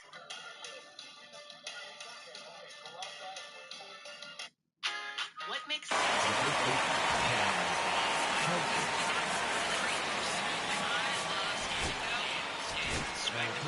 So they turn to their closer, Lee Smith. And we all know about his slider. It's just filthy, man. And one of the better ones in the game, I'd say. Spin rate's very high, and it just breaks a ton. A swing and a miss, and that's strike one. They're off to a great start, 3-run lead after their first inning, but so important to be airtight defensively. Don't give away extra outs and allow that other club to get back in this ballgame. Very high with that one. 2-2. Fly ball to right. Tucker should have it. Brings it in. And there's one down. Here's the second baseman, Dick Allen. Maybe caught that one off the end just a little bit. Couldn't quite barrel it up enough to really drive it. In for a strike. Good slider. Swing and a miss as he was late that time. No ball, 2 strikes. Just off the outside part of the plate. Swings through it, and that's a strikeout. Digging in, Joe Mauer. Swing and a miss. 0-1. 2 outs, base is empty. Hit in the air, left field. McCutchen sizing this one up. No trouble here. Puts it away. And welcome back to the ballpark. We head to the bottom of the second. Now at the plate, Dick Allen. Foul ball there. Robinson said he'd been walking to the supermarket earlier in the evening when Dunn drove up and offered a run. That one not close. And the count even 1-1. And he hits a ground ball right side. Helton steps on the bag. 1 up, 1 down. Now the catcher up to hit. Dalton rushing.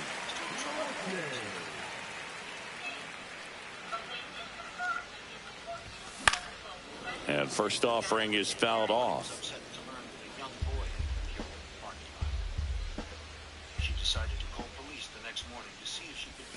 Swing and a miss. There's that changeup. It's amazing to look up and see 88 miles per hour on that changeup. Back in the day, that was a pretty good fastball. But with high velocities these days, that speed differential is right where it needs to be. Tosses across the first. Gets the catcher by a step. Foul ball.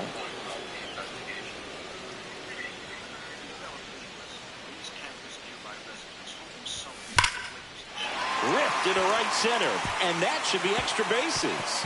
Now he'll turn for second. In safely. It's a double, and his second hit. Man, those are the types of hits where you don't feel any vibration in your hands whatsoever. Such a good feeling. Anytime you rip a line drive the other way, you feel really good about what you did at the plate. You trusted your hands, you let the ball travel, and you took the barrel straight to it. That's great work right there. And he deals. Right back to him on the mound. To first, and that ends. Back here in Denver, all set for the start of the inning. And now the center fielder, Michael Harris the second. And that misses. And it's 1-0. There's the strike at the knees. Swing and a miss as he was out front that time. In the air out towards right center. Tucker should have it. Makes the grab, 1 away. Ellie De La Cruz now at the plate. He's a dynamic player. Yeah, Boog, the youngest player ever to hit 25 home runs and steal 60 bags, and you never know what he's going to do next. Swing and a miss, and that's strike 2. 1 out, base is empty. Got him swinging, and they're down to their last out. Right stands in now and watches strike 1. They're down to their final strike. 1 strike away. Got it, and that's the ball game. 4-1. Near the edge of the parking lot, when I got out of the car, I purposely walked farther away from him, with the idea that, yeah, I was alone, it was dark. If he was standing there, he was probably up to no good, and I didn't want to be part of it.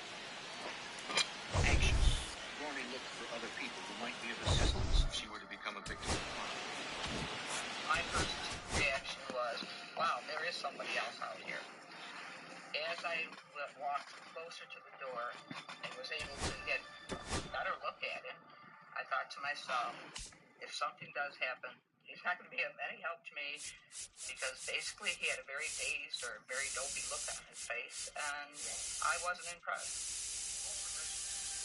She described him as a slender white man with dark hair who held a brown paper bag on his lap. He wore metal-rimmed glasses and a hooded sweatshirt which shadowed his features. The description seemed promising since the previous witness had described a similar man running from the scene. Detectives hoped that Gorney could provide details for a sketch.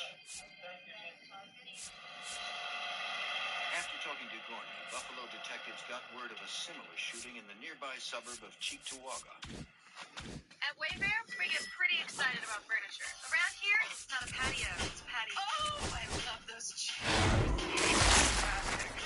Girl, you nailed it! No, this set, it's just a couple of screws. Wayfair, every style, every home.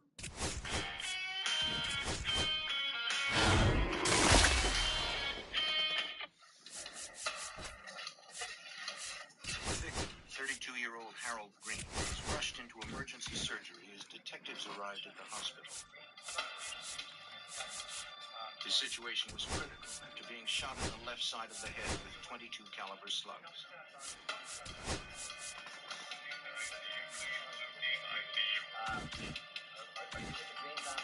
Detectives found his wife in the waiting room and asked what she knew of the shooting. Her husband had stopped at a fast food restaurant. He was sitting in his car eating his lunch when a hooded white assailant walked up and shot him. When an employee heard the gunfire and saw the shooter sprint from the scene with a brown paper bag, she called her manager.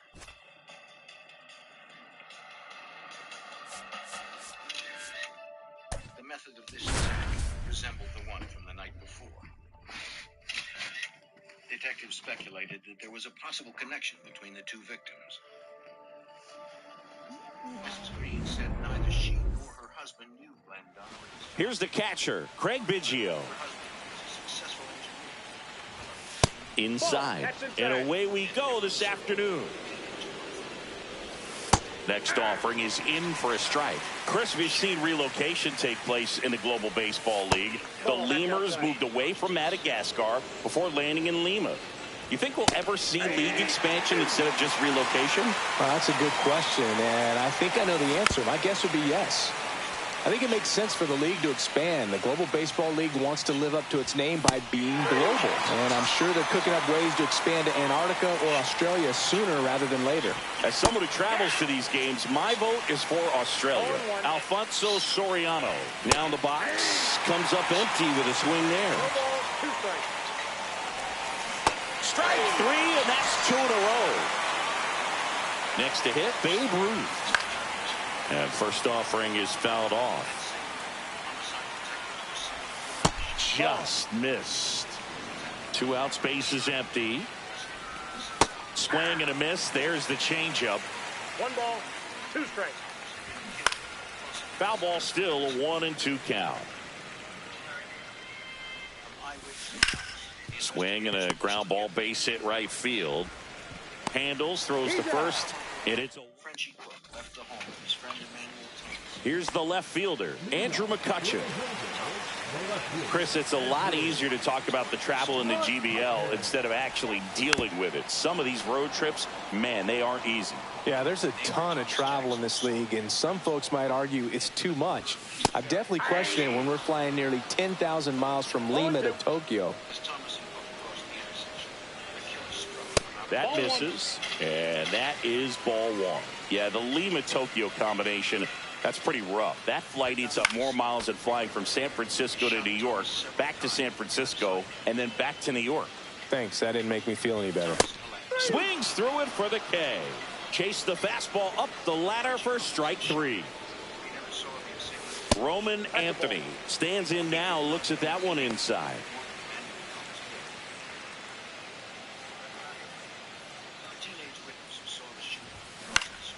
Swinging a foul straight back. 1 out, bases empty. swings and blasts one deep to left center. And in one hops the wall. Makes the turn and heads for second. And he starts his afternoon off right with a double. Everything came together for him. They got a pitch he could drive, but he didn't get too excited like a lot of guys do and pull off the baseball. Really good timing all the way through the swing, and the barrel was so on plane with the ball. Easy drive into the gap for that double. And there's two down.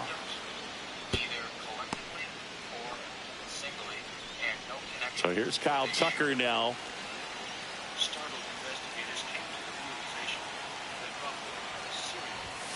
And a swing and a miss. Good pitch right there. Anytime you can get one by a bat of this caliber, especially with runners on, it's got to give you some confidence out there on the mound that you can win this battle.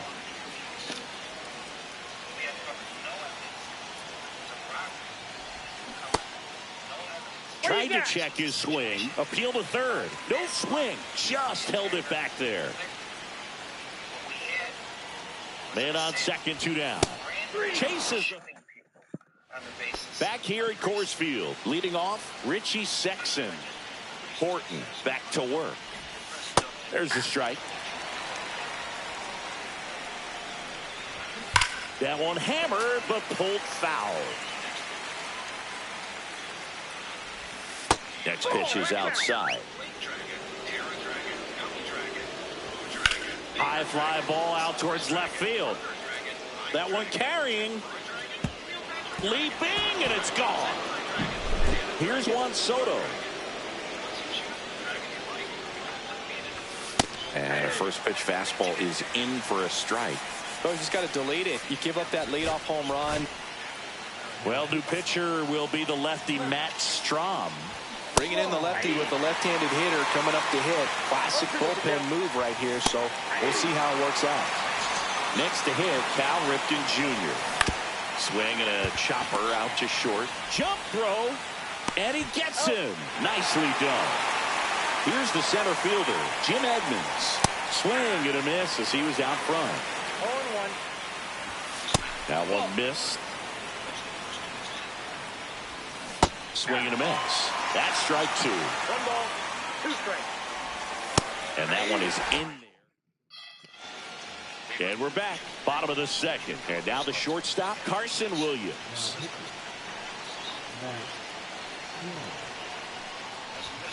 Swings and misses. 0-1. 0-1's the count.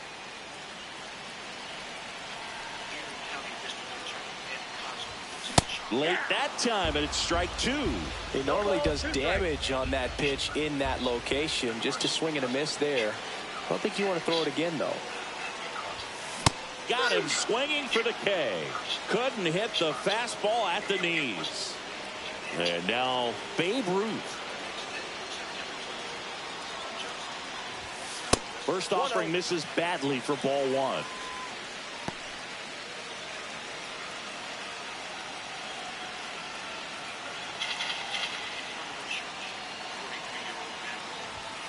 Ball. 2 balls, no strikes.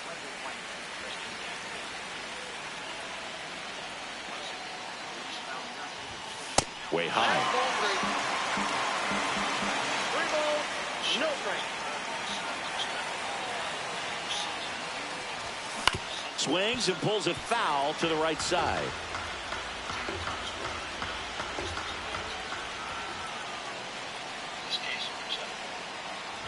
And the tying run is on base. Here's Shohei Ohtani.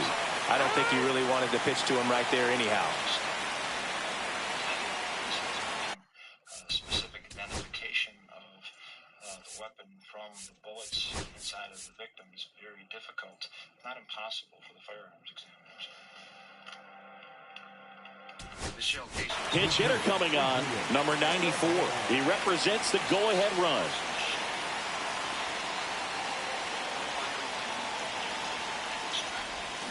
Swing and a miss. There's the slider. It's 0-1.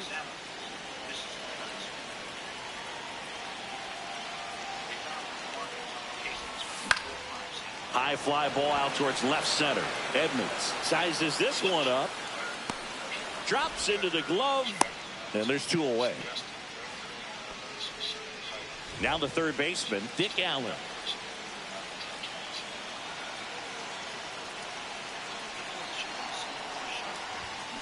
And fouled off. Right now, they're looking for something hit hard into the gaps, give them an opportunity with 2 outs to score that run from first.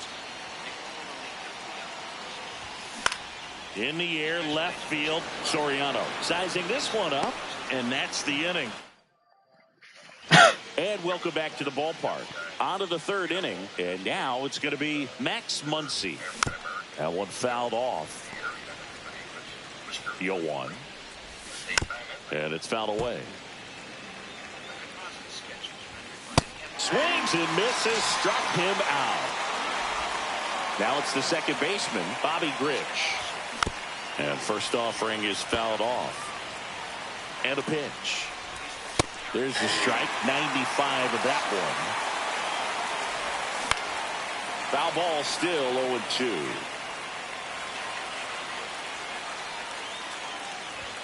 That one just misses. This ball's chopped on the ground. On the run, throw to first, and very nicely done for the out. 2 outs, base is empty. And here's the catcher, Craig Biggio. And that's in there at the knees. And that's a base hit. So he gets on base and keeps it going. All over that one right there. Just a solid swing right there. Caught it out front and lifted into the outfield for the base hit. Those always feel great. And a slider in there for a strike. And a swing and a miss. Back now, and on the mound, the closer, John Franco. Well, he's the guy they hope to turn to out of the pen to lock down wins. So this game has gone to plan, more or less. Let's see if he can wrap it up here. Tosses to first. Leadoff hitter gone in the third. And now it's Andrew McCutchen. First pitch doesn't find the zone. Trying to close out a 1-run lead. And the home team trying to pull it out. This one drilled. Right center field. That one. If anything, we now get extras. Think he cut. So digging in, Roman Anthony doubled his first time up. Swing and a miss. Strike one. 0-1. Comes up empty. That's strike two. He's trying to stay away from this lefty, knowing that a lot of left-handers like the ball down and in. Got him swinging for the strikeout. Gets to it on to first. Out on the drop third strike. 2 gone. Here's the second baseman. You're best when you let the game come to you. Tried to make too much happen right there. Not his best at bat. And that is cut on and missed. And it's 0-1.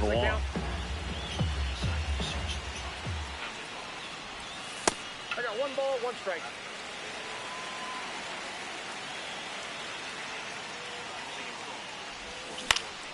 Headed down the line. And that will drop foul. This guy's got good power. With 1 swing, he can win it for him. Ball, that's in. That's off the inside corner. And that's ball 2.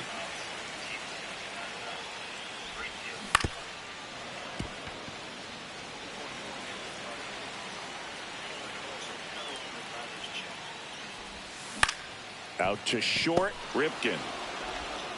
Throws across the diamond. Back here in Denver as we go to the top of the 4th. And now the right fielder, Babe Ruth. So they turn to Edwin Diaz out of the pen. That one finds the zone, and that is strike 1. A little out front there as he swings through it. He's falling behind in a huge spot, Booth. Got him swinging. So the go-ahead run in scoring position. Sexton will hit next. Swing and a miss. 0-1. Swing and a ground ball base hit right field. In plenty of time to first. 2 quick outs here in the top of the 4th. Big situation. And here comes the big bat of Juan Soto. In there for strike 1.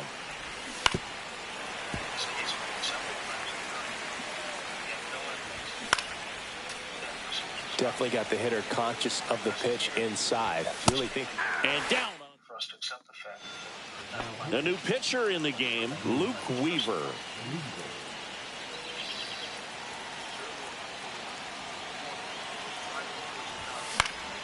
Fought off foul.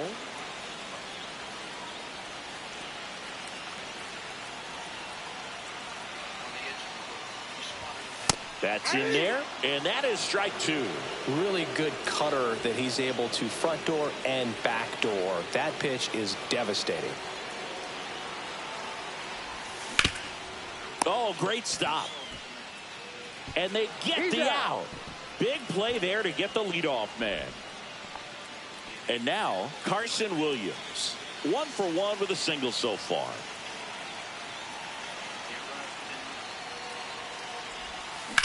Line to left. Squeezes it. Here comes the runner from third. Applies the tag, and they get two. We go to the top of the fifth. Stepping in, Cal Ripken Jr. Swings and hits one in the air out towards right field. No trouble here. Puts it away for the out. And a quick out, number one. Making a move at second base. And here's the pinch runner, Bryce Terang. Now, Jim Edmonds. Fly to Tanner Scott. Gets handed the rock out of the pen. He has a great slider with tons of movement. 0-1. Swing and a miss. No balls, 2 strikes. 0-2 is the count. And ring him up, says Carl Dixon. That's a strikeout. Muncy at the plate now, and that's inside. And that's through there for a strike. And the count 1-1.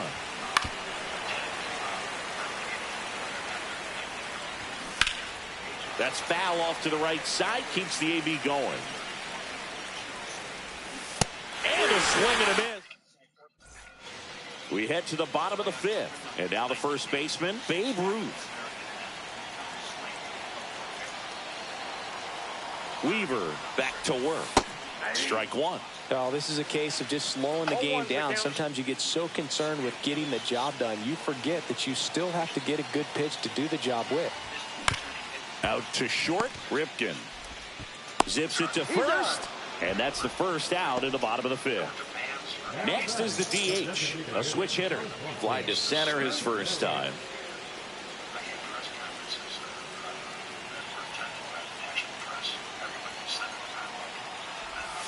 Missed with a changeup, and that's ball one. Ball one, no strike.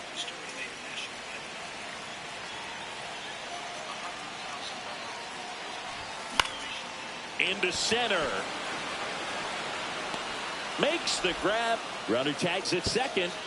And the throw's offline. Safe at third. So up next, Dick Allen. He popped out his first time.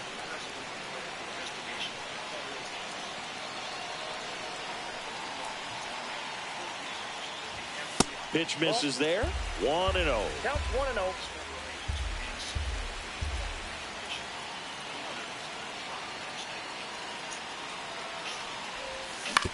Out to short. Ripken throws to first in time. Kind of hits close because that. I'm in upstate New York and I didn't even know this fucking happened. Well, I am only 25. This happened in 1980, so. All set for the top of the sixth. Now it's the second baseman, Bobby Grich. Fastball for a strike. On the inside corner for a strike. On the ground, right side. And that chance handled. Tosses to first. And that's one out as they get the leadoff hitter in the sixth. So the go-ahead run in scoring position. Biggio digs in now. That's a strike. In the infield at the corners, don't be surprised to see them come home first and prevent that run from scoring. Got him looking. That K is his third of the game. Alfonso Soriano now at the plate. On the corner for a strike. 0-1. 0-1. And that is out of play.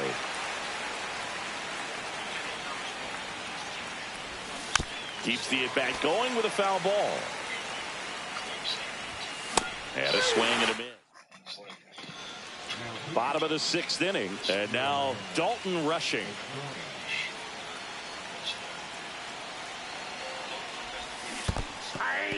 In the dirt. Nice job behind the plate there.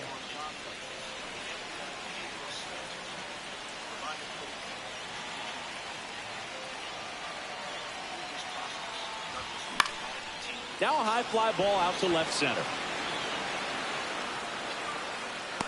He's got it. Runner tags at second, but now he won't try for third. Stays put with one away. Here's McCutchen. He's already homered in this game.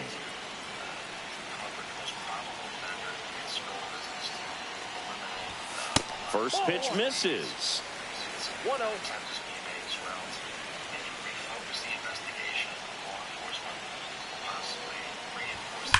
Hard liner. Reaching for it and brings it in. Runner tags at second. He was all over that fastball right there. I tell you what, if he gets under it just by a fraction of an inch or a little bit more, that's way bad. Anthony in the box now as he leaves that one up high. Good purpose pitch right there. Trying to tease him, get him to raise his sights, pop something up, and make it an easy out. That's a bullet, but it goes foul.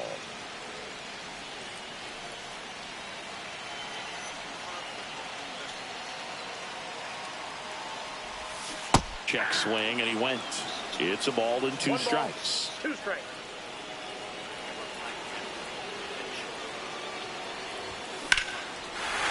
Oh, and this one's blasted. Deep. It's on its way. Out of here. Ball game. The profiler believed Cole's attacker was a racist copycat, not necessarily responsible for any of the murders. Douglas needed to probe further. He had to meticulously recreate each murder from the known evidence. Reviewing all 6 attacks, the profiler looked for behavioral characteristics that could be ascribed to just one offender. When you look at the serial killers, you look at a pattern as well as signature. Signature is something that the offender does. It's kind of repetitive behavior, but behavior that the subject has to do. It's more of a ritual. Douglas found the behavior from each of the 4 shootings to be similar. Surprised random victims, fired quickly from close range, then bolted, leaving his prey before they were dead. The assassin's signature was the Cabby murders didn't seem to fit that pattern. In those 2 cases, victims mutilated, then dumped them far from where they were killed. The killer had spent a great deal of time with the bodies, even after death. To Douglas, this suggested 2 different killers. There are different types of serial killer. There are very personal types of serial killers and the impersonal style and type of serial killer. The personal type of an offender wants to look in the eyes of the victim, and they want to spend hours, if at all possible, with their victims, be in a position of total control and domination. That's what really is going to turn them on. It appeared that cabbies were murdered by a personal type of serial killer. Those crimes demonstrated a rage and overkill Be right were back, not chat. evident.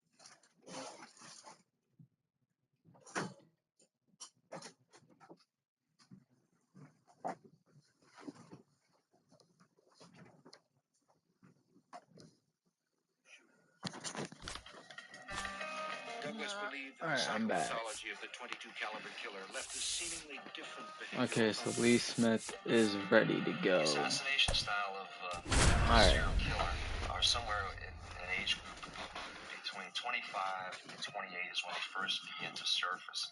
How they can be described as really more of an asocial type of personality, not so much antisocial, but asocial. Just about set to go.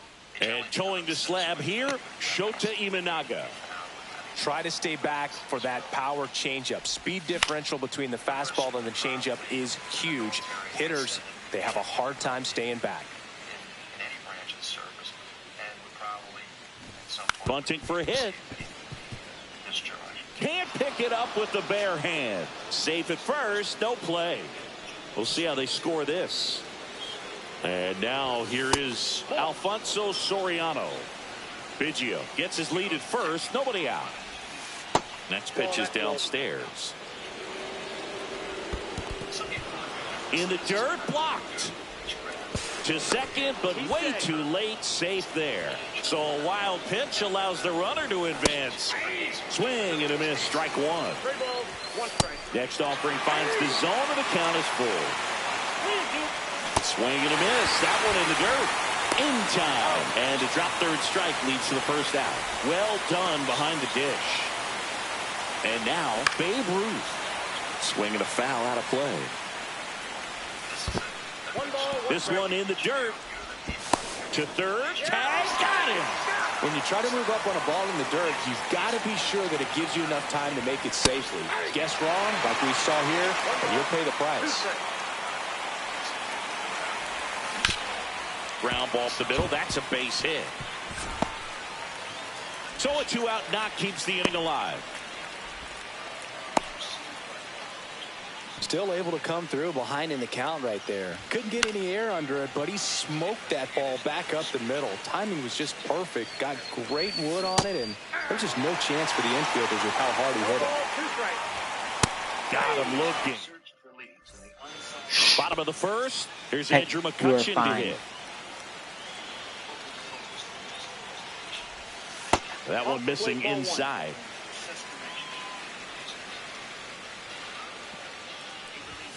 Not even close there. And now 2-0. Just missed. Nasty backdoor slider. There's really nothing you can do with that if you swing at it, so it's a good take by him. High fly ball out into left center field. Soriano. And he makes the catch. One down. Now the number 2 hitter, Roman Anthony.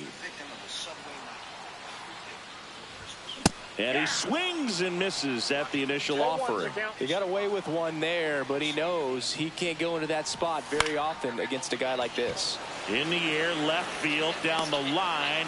Soriano makes the grab, and there's 2 gone. Here's the second baseman.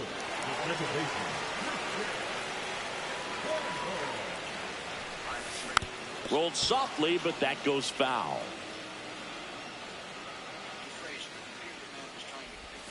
Off the plate inside. 1 ball, 1 strike.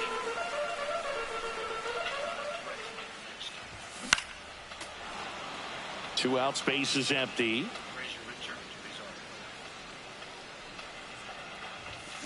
Swing and a ground ball, base hit right field. Sends it to first. New inning getting started. And now the DH, Juan Soto.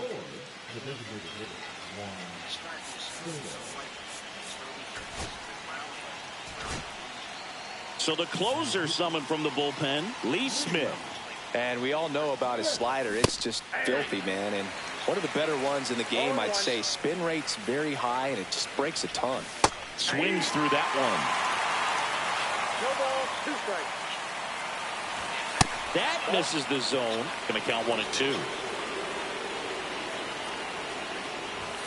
Swing and a miss, struck him out.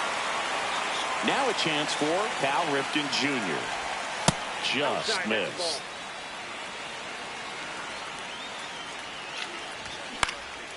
Lifted in the air, right center field. Tucker really on his horse for it. Brings it in. And that quickly 2 away. Jim Edmonds, the batter now as he swings and misses for strike one. Breaking ball in there for a strike. No score here in the second. And a swing and a miss. Back here at Coors Field, bottom of the inning. Now it's the right fielder, Kyle Tucker. Snell back to work. Breaking ball through there for a strike.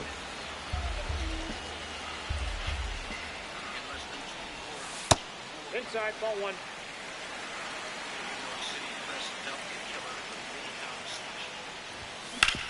On the ground to first.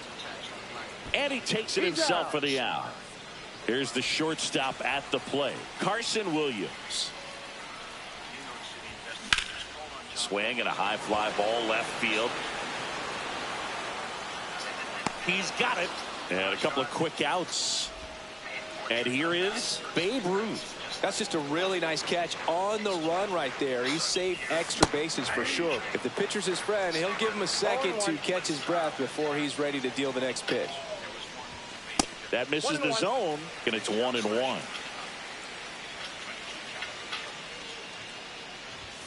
And there's a ball. If you're going to miss, you want to miss outside the zone. When you miss inside the zone, it's trouble. And there's a foul ball. 2 outs. That one to first, Sexton. He takes it himself to the bag. And well, here we go. Top of the third, scoreless game. Muncy digs in. And the first offering a fastball for a strike. And that one missing low. That's a really good take right there. Slider down and in. Very difficult to get on the same plane and do anything with. And a pitch. Got him looking. That's a strikeout. Bobby Grich, the next to hit. Swing and a miss at 100 miles an hour. Swings through that.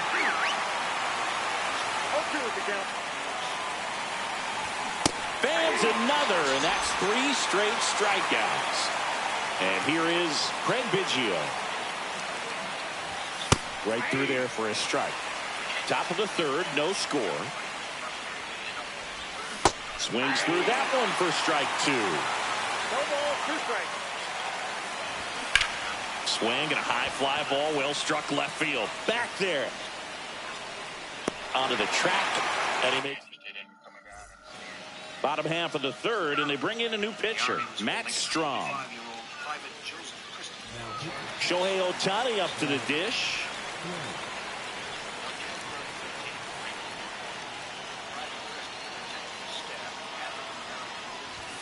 That missed by a lot. Ball 1.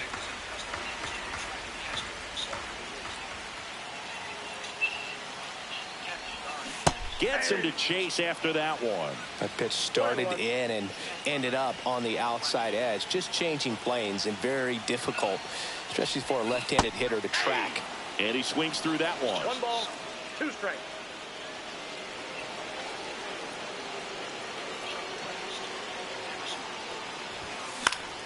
Gets a piece there. We'll do it again.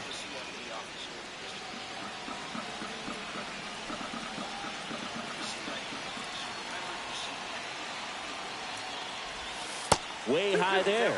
Now 2-2.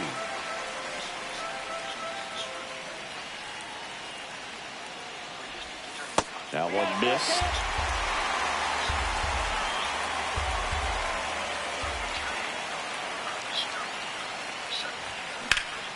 Swing and a drive. Back there. On its way. Ball game. Hey, Johnny. And they won. That was when Joseph Christopher was in the Army down in Georgia, as we later found out. The FBI and the police finally had a name. Joseph Gerard Christopher. Agent Ambrozowitz and his team compared Joseph Christopher's background to the .22 caliber killer profile. He was pretty accurate. He described him as a white male, but early 30s, a loner, Possibly, if he were in the military, he would be hospitalized. He would be seeking psychiatric care. Prior to being in the military, he would have had menial-type labor. As soon as you had the name Joseph Gerard Christopher, you knew that profile matched.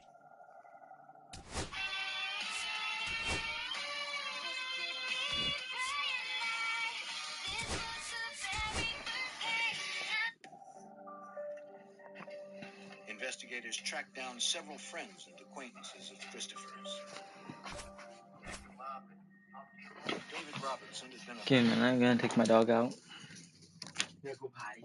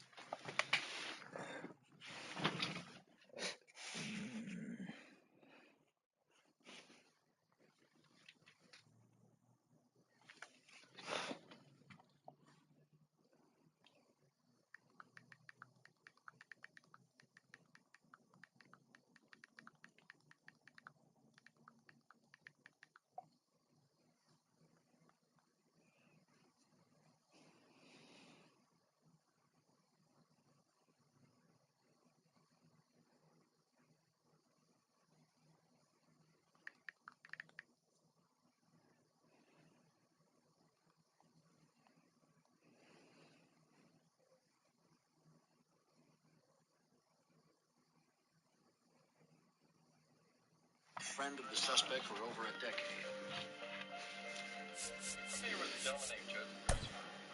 They often shot target practice and went deer hunting together at Christopher's family cabin.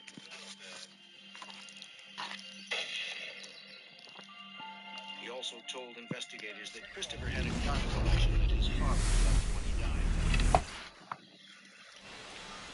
About to get started here on the hill here today, Clay Buchholz. What do we need to know here?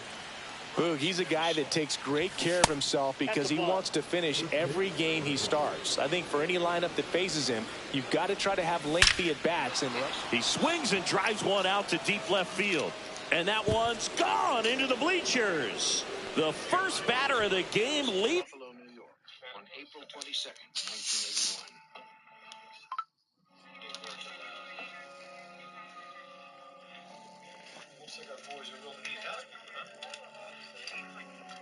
In Christopher's bedroom, FBI agents recovered metal-rimmed glasses and khaki clothing that matched witness accounts of the perpetrator's apparel.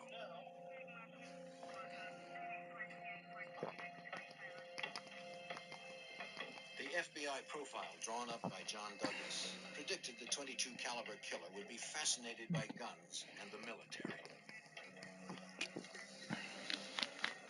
The Christopher basement was an underground firing range. Agents found the inherited gun collection and portions of a sawed-off gun barrel. Among the paraphernalia, forensic specialists found boxes of .22 ammunition, a misfired .22 caliber cartridge, along with a rotary magazine. Ballistic specialist Thomas Rowan believed the evidence was significant. Finding the rotary magazine. It's the yard, and they grab the lead. It's 1-0. Now here is Ken Griffey Jr. And a swing and a miss there. With Jr. probably one of the profile weapon low enough to fit inside of a paper bag when you conducted these executions of these men on the street. The rotary magazine enabled Christopher to have a full load of ammunition and allowed the sawed-off weapon to remain concealed in a bag without having to reload. What makes Sam's Club your club? The app is phenomenal. I can do pickup or delivery, which is amazing. I love scan and go. sweetest swings we have ever seen, and certainly as signature a swing as any player has ever had. And that drops in for a strike. The whole setup for Junior, the way he waggled the bat, the way he was able to just effortlessly move that swing through the zone, just a pretty thing from start to finish. And the batter now, Ryan Braun.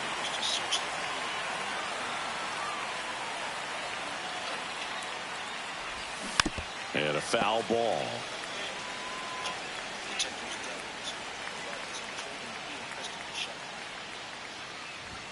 Just off the inside edge. 1 out, bases empty. Swing and a miss. That is strike 2. See if you can go upstairs a little bit. Make sure you miss up and out of the zone since you're heading to count 1-2. Don't miss in the zone because that's where you can get hurt. Swing and a ground ball, base hit right field. 2 gone. Here's Shohei Ohtani. Nobody on his team has been better at driving in runs this season, Singy.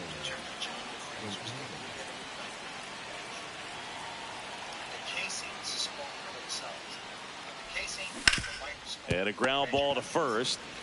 He takes it himself to the bag, and that'll do it. From Georgia and returned to Buffalo. We go to the bottom of the first. Here's Andrew McCutchen to hit. That one finds the zone. That's strike 1. Hit pretty well in the air out to center.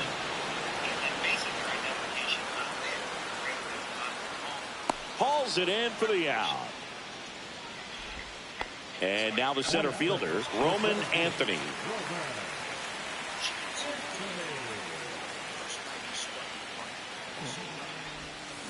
And that one fouled off.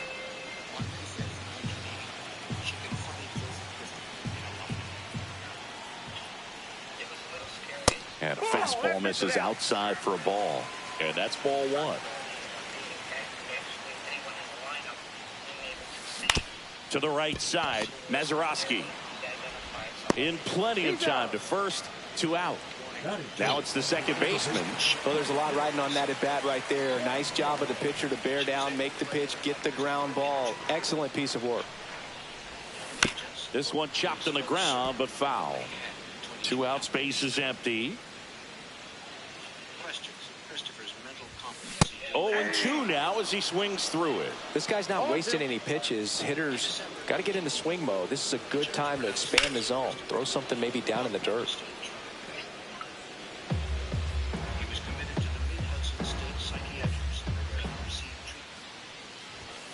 Got him looking. 1982. Second inning set to go. Here's the third baseman, Edgar Martinez. That pitch gets the inside corner, and it's 0-1. On the ground to third. Over to Ruth. Leadoff man retired here in the second. So digging in, Kyle Seager. It was good for the community. In for a strike. It's 0-1.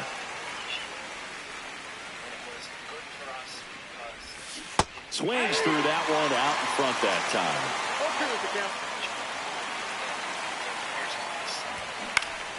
Gets a piece, and it stays 0-2. That one drifts inside. Really good take, especially with 2 strikes. Swing and a miss. Struck him out. 2 gone now. Now here is Jeff Bagwell. That one catches the zone. Strike 1. 0-1.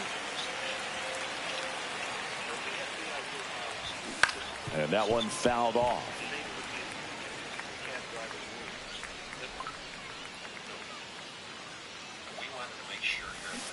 Swing and a miss. Struck him out. And it's a 1-2-3 inning. For professionalism, thoroughness, competence, and all the other things that the community ready to go for the last half of the inning. Here's Kyle Tucker. Chris, he's their team leader when it comes to RBIs. Martinez back to work. Hard ground ball, base knock.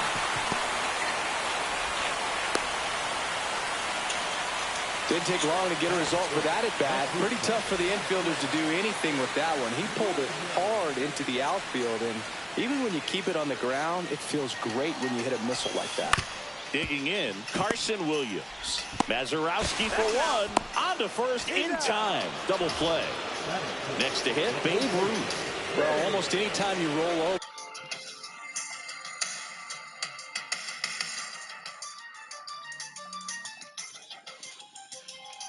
and send a 2-ball to short at this level, you can pretty much count on a double play. Middle infielders are just so reliable, and they work on these plays all the time, so it almost becomes like second nature. 2 down, nobody on. Swing and a miss, and it's 0-2. And that just misses. Well, he's not afraid to fall into a 2-strike count. Knows the strike zone very well, so much so that I think umpires. A family vanishes without a trace. Local authorities find no leads to the identity of their abductors.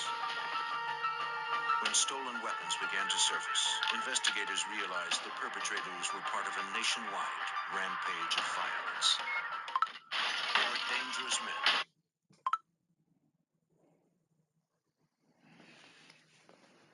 So look at him and determine whether it's a ball or strike, if he swings or not. Gets a piece and stays alive. But they have no experience hunting serial killers. They turn to an FBI profiler for help. He finds the same killer is coming for him. And that one finds its way through. Keeps the inning alive, and now Shohei Ohtani to the plate. Shohei Ohtani up to the dish.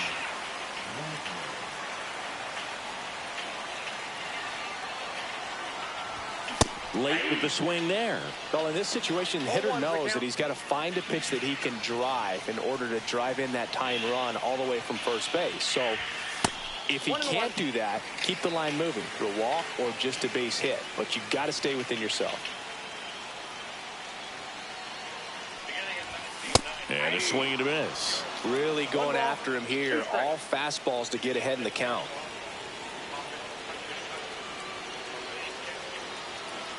Two outs. Swing and a miss. And welcome back to the ballpark. And the batter now, Bill Mazeroski. So they turn to their closer, Lee Smith. Pretty tight game, so they're looking for quality pitches out of him right here. Got to do his best to keep the score right where it is. Swing and a miss, and that's strike 2. No ball, 2 strikes. And a good eye there. Just not taking the bait right there, but a good pitch with 2 strikes. Up the middle, it's through for a hit. And a good start to the inning. Throughout most of the 1980s, Ida Marie Hammer worked in the city of Brigantes as a prostitute. Mike Napoli getting ready to hit. 101 on the gun. Swing and a miss. Swing and a miss. Ugly swing right there. Well, you got the hitter already chasing that nasty slider. If you're on the mound, you just want to expand the zone right now. Get a swing and miss and get through this at bat. Power relievers one after another coming out of the bullpen these days. Got to be ready for that first pitch heater. 0-2. Just off the inside edge. Fouls it off. Still 1-2. Man at first, one away. Strike 3, and that's 2 in a row. So 2 down now, and here is Ken Griffey Jr. That one's in there, 0-1.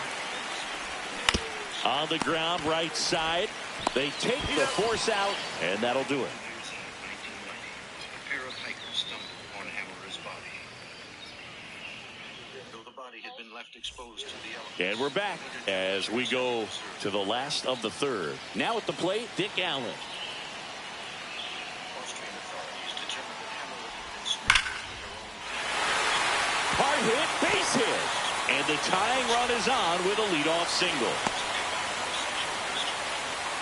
Well, that at-bat had a lot of pressure riding on it, so really great job coming through right there. It's got to feel good. Just a cookie down the middle. I mean, those are the ones you dream about. Ones in the cage, you're just hoping you get in the ball game. Right down the middle, not a whole lot of velocity, right on top of it.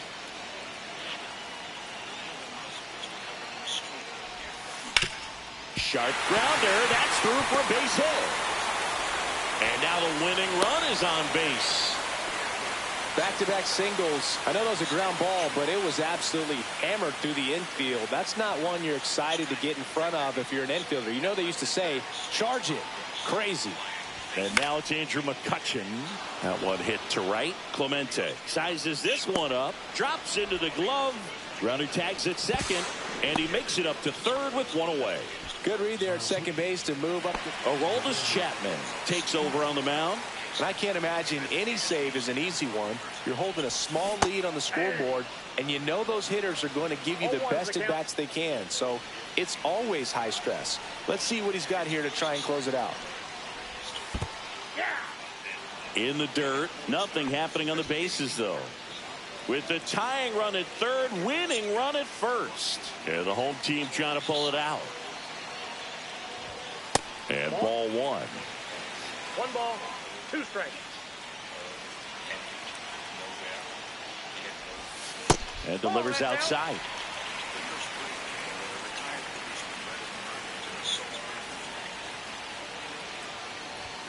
That misses, and it's 3-2. Way to lay off that pitch down.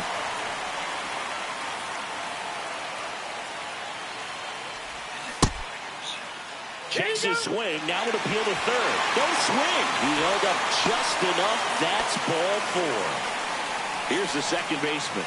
That's a tough one to swallow right there. If you're on the mound, you're ahead in the count 0-2, and you just couldn't find a way to put him away. It's going to be frustrating if that one comes back to bite him.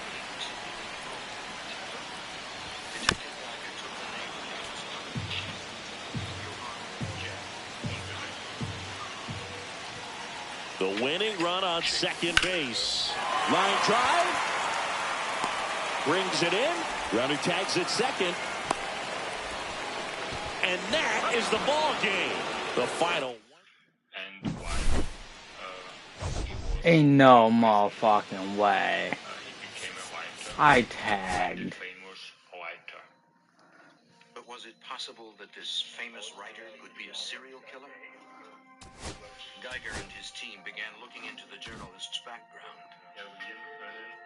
Until 1990, Jack Unterweger had led a difficult life. He was born to a German prostitute who quickly abandoned him. He suffered neglect and abuse, shuttling between various foster situations. As a teenager, Jack began to play out the rage of his dismal childhood.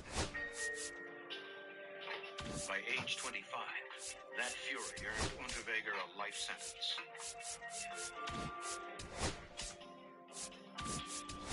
Unterweger continued his education and started writing while in prison.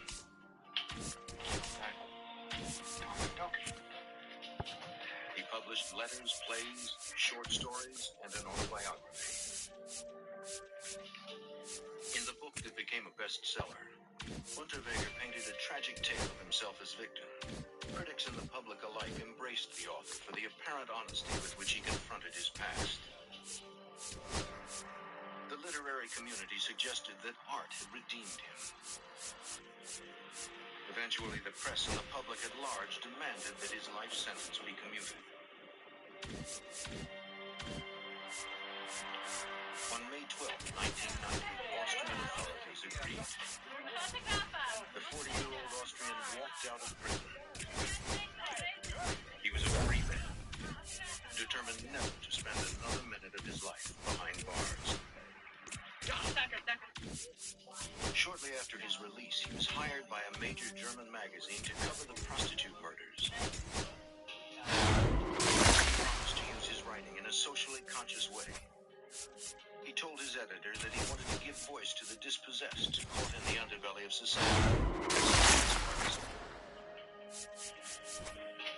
By July 1991, after 2 more prostitutes were found strangled, psychologists of Austria's Criminal Investigation Division joined the team. When we started the investigation against Jack Unterweger, it was pretty hard because all his friends were within the media, and they couldn't understand that he could be the bad guy. Even among investigators, only a handful considered this celebrity journalist a possible suspect.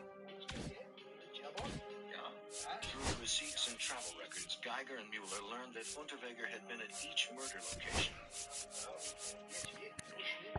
This was not suspicious in itself, since he was covering the story as an investigative journalist. Yet he always reached those destinations before the murders took place. Investigators also discovered that Unterweger had visited Prague in September 1990, just before a Czechoslovakian woman, Blanka Volkova, was strangled with her pantyhose. She was the earliest victim in the string of murders that now totaled 7. And what was outstanding for us, that exactly at any time where Czech hang out at any place in Prague, the western part of Austria, in the southern part of Austria, exactly in that time period, there was always a dead body somewhere in the woods.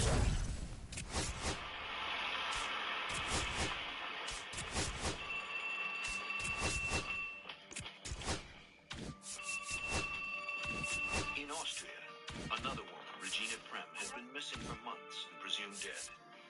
Her family waited desperately for news of her fate. In October of 1991, the grief-stricken husband and son received a chilling phone call to their unlisted number. The caller told him that he was Regina's killer and described what she was wearing the night she disappeared.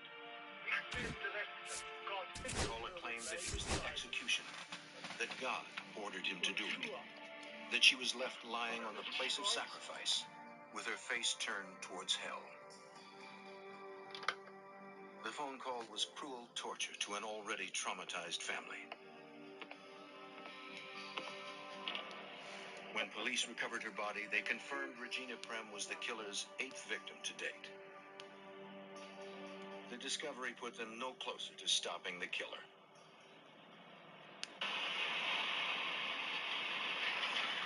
Vienna, October 22nd, 1991. Austrian authorities questioned Unterweger for the first time. With no hard evidence to connect him to the crimes, they hoped for a confession. He admitted to consorting with prostitutes for his writing assignments and for sex. But he denied. And now the right fielder, Roberto Clemente. Swing and a ground ball base hit right field. Now a jump throw. Safe at first as they can't make the play. Here's the center fielder, Ken Griffey Jr. And fouled off.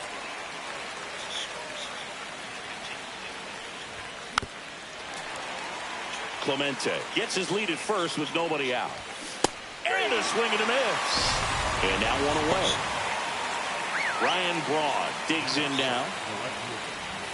There's the strike. 0-1's the count. And a big swing and a miss. Man at first, one away. Now it's belted. Deep to left. Way out of here. Home run. Fuck, man. Here's Shohei Ohtani. Ground ball to the right side. And that's just foul. Strike on the inside corner.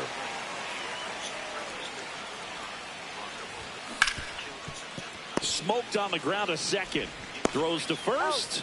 And they get Ohtani for the out. 2 down, bases empty. Now the third baseman, Edgar Martinez. Inside, just missed. Yeah, that's fouled off. 2 outs, bases empty.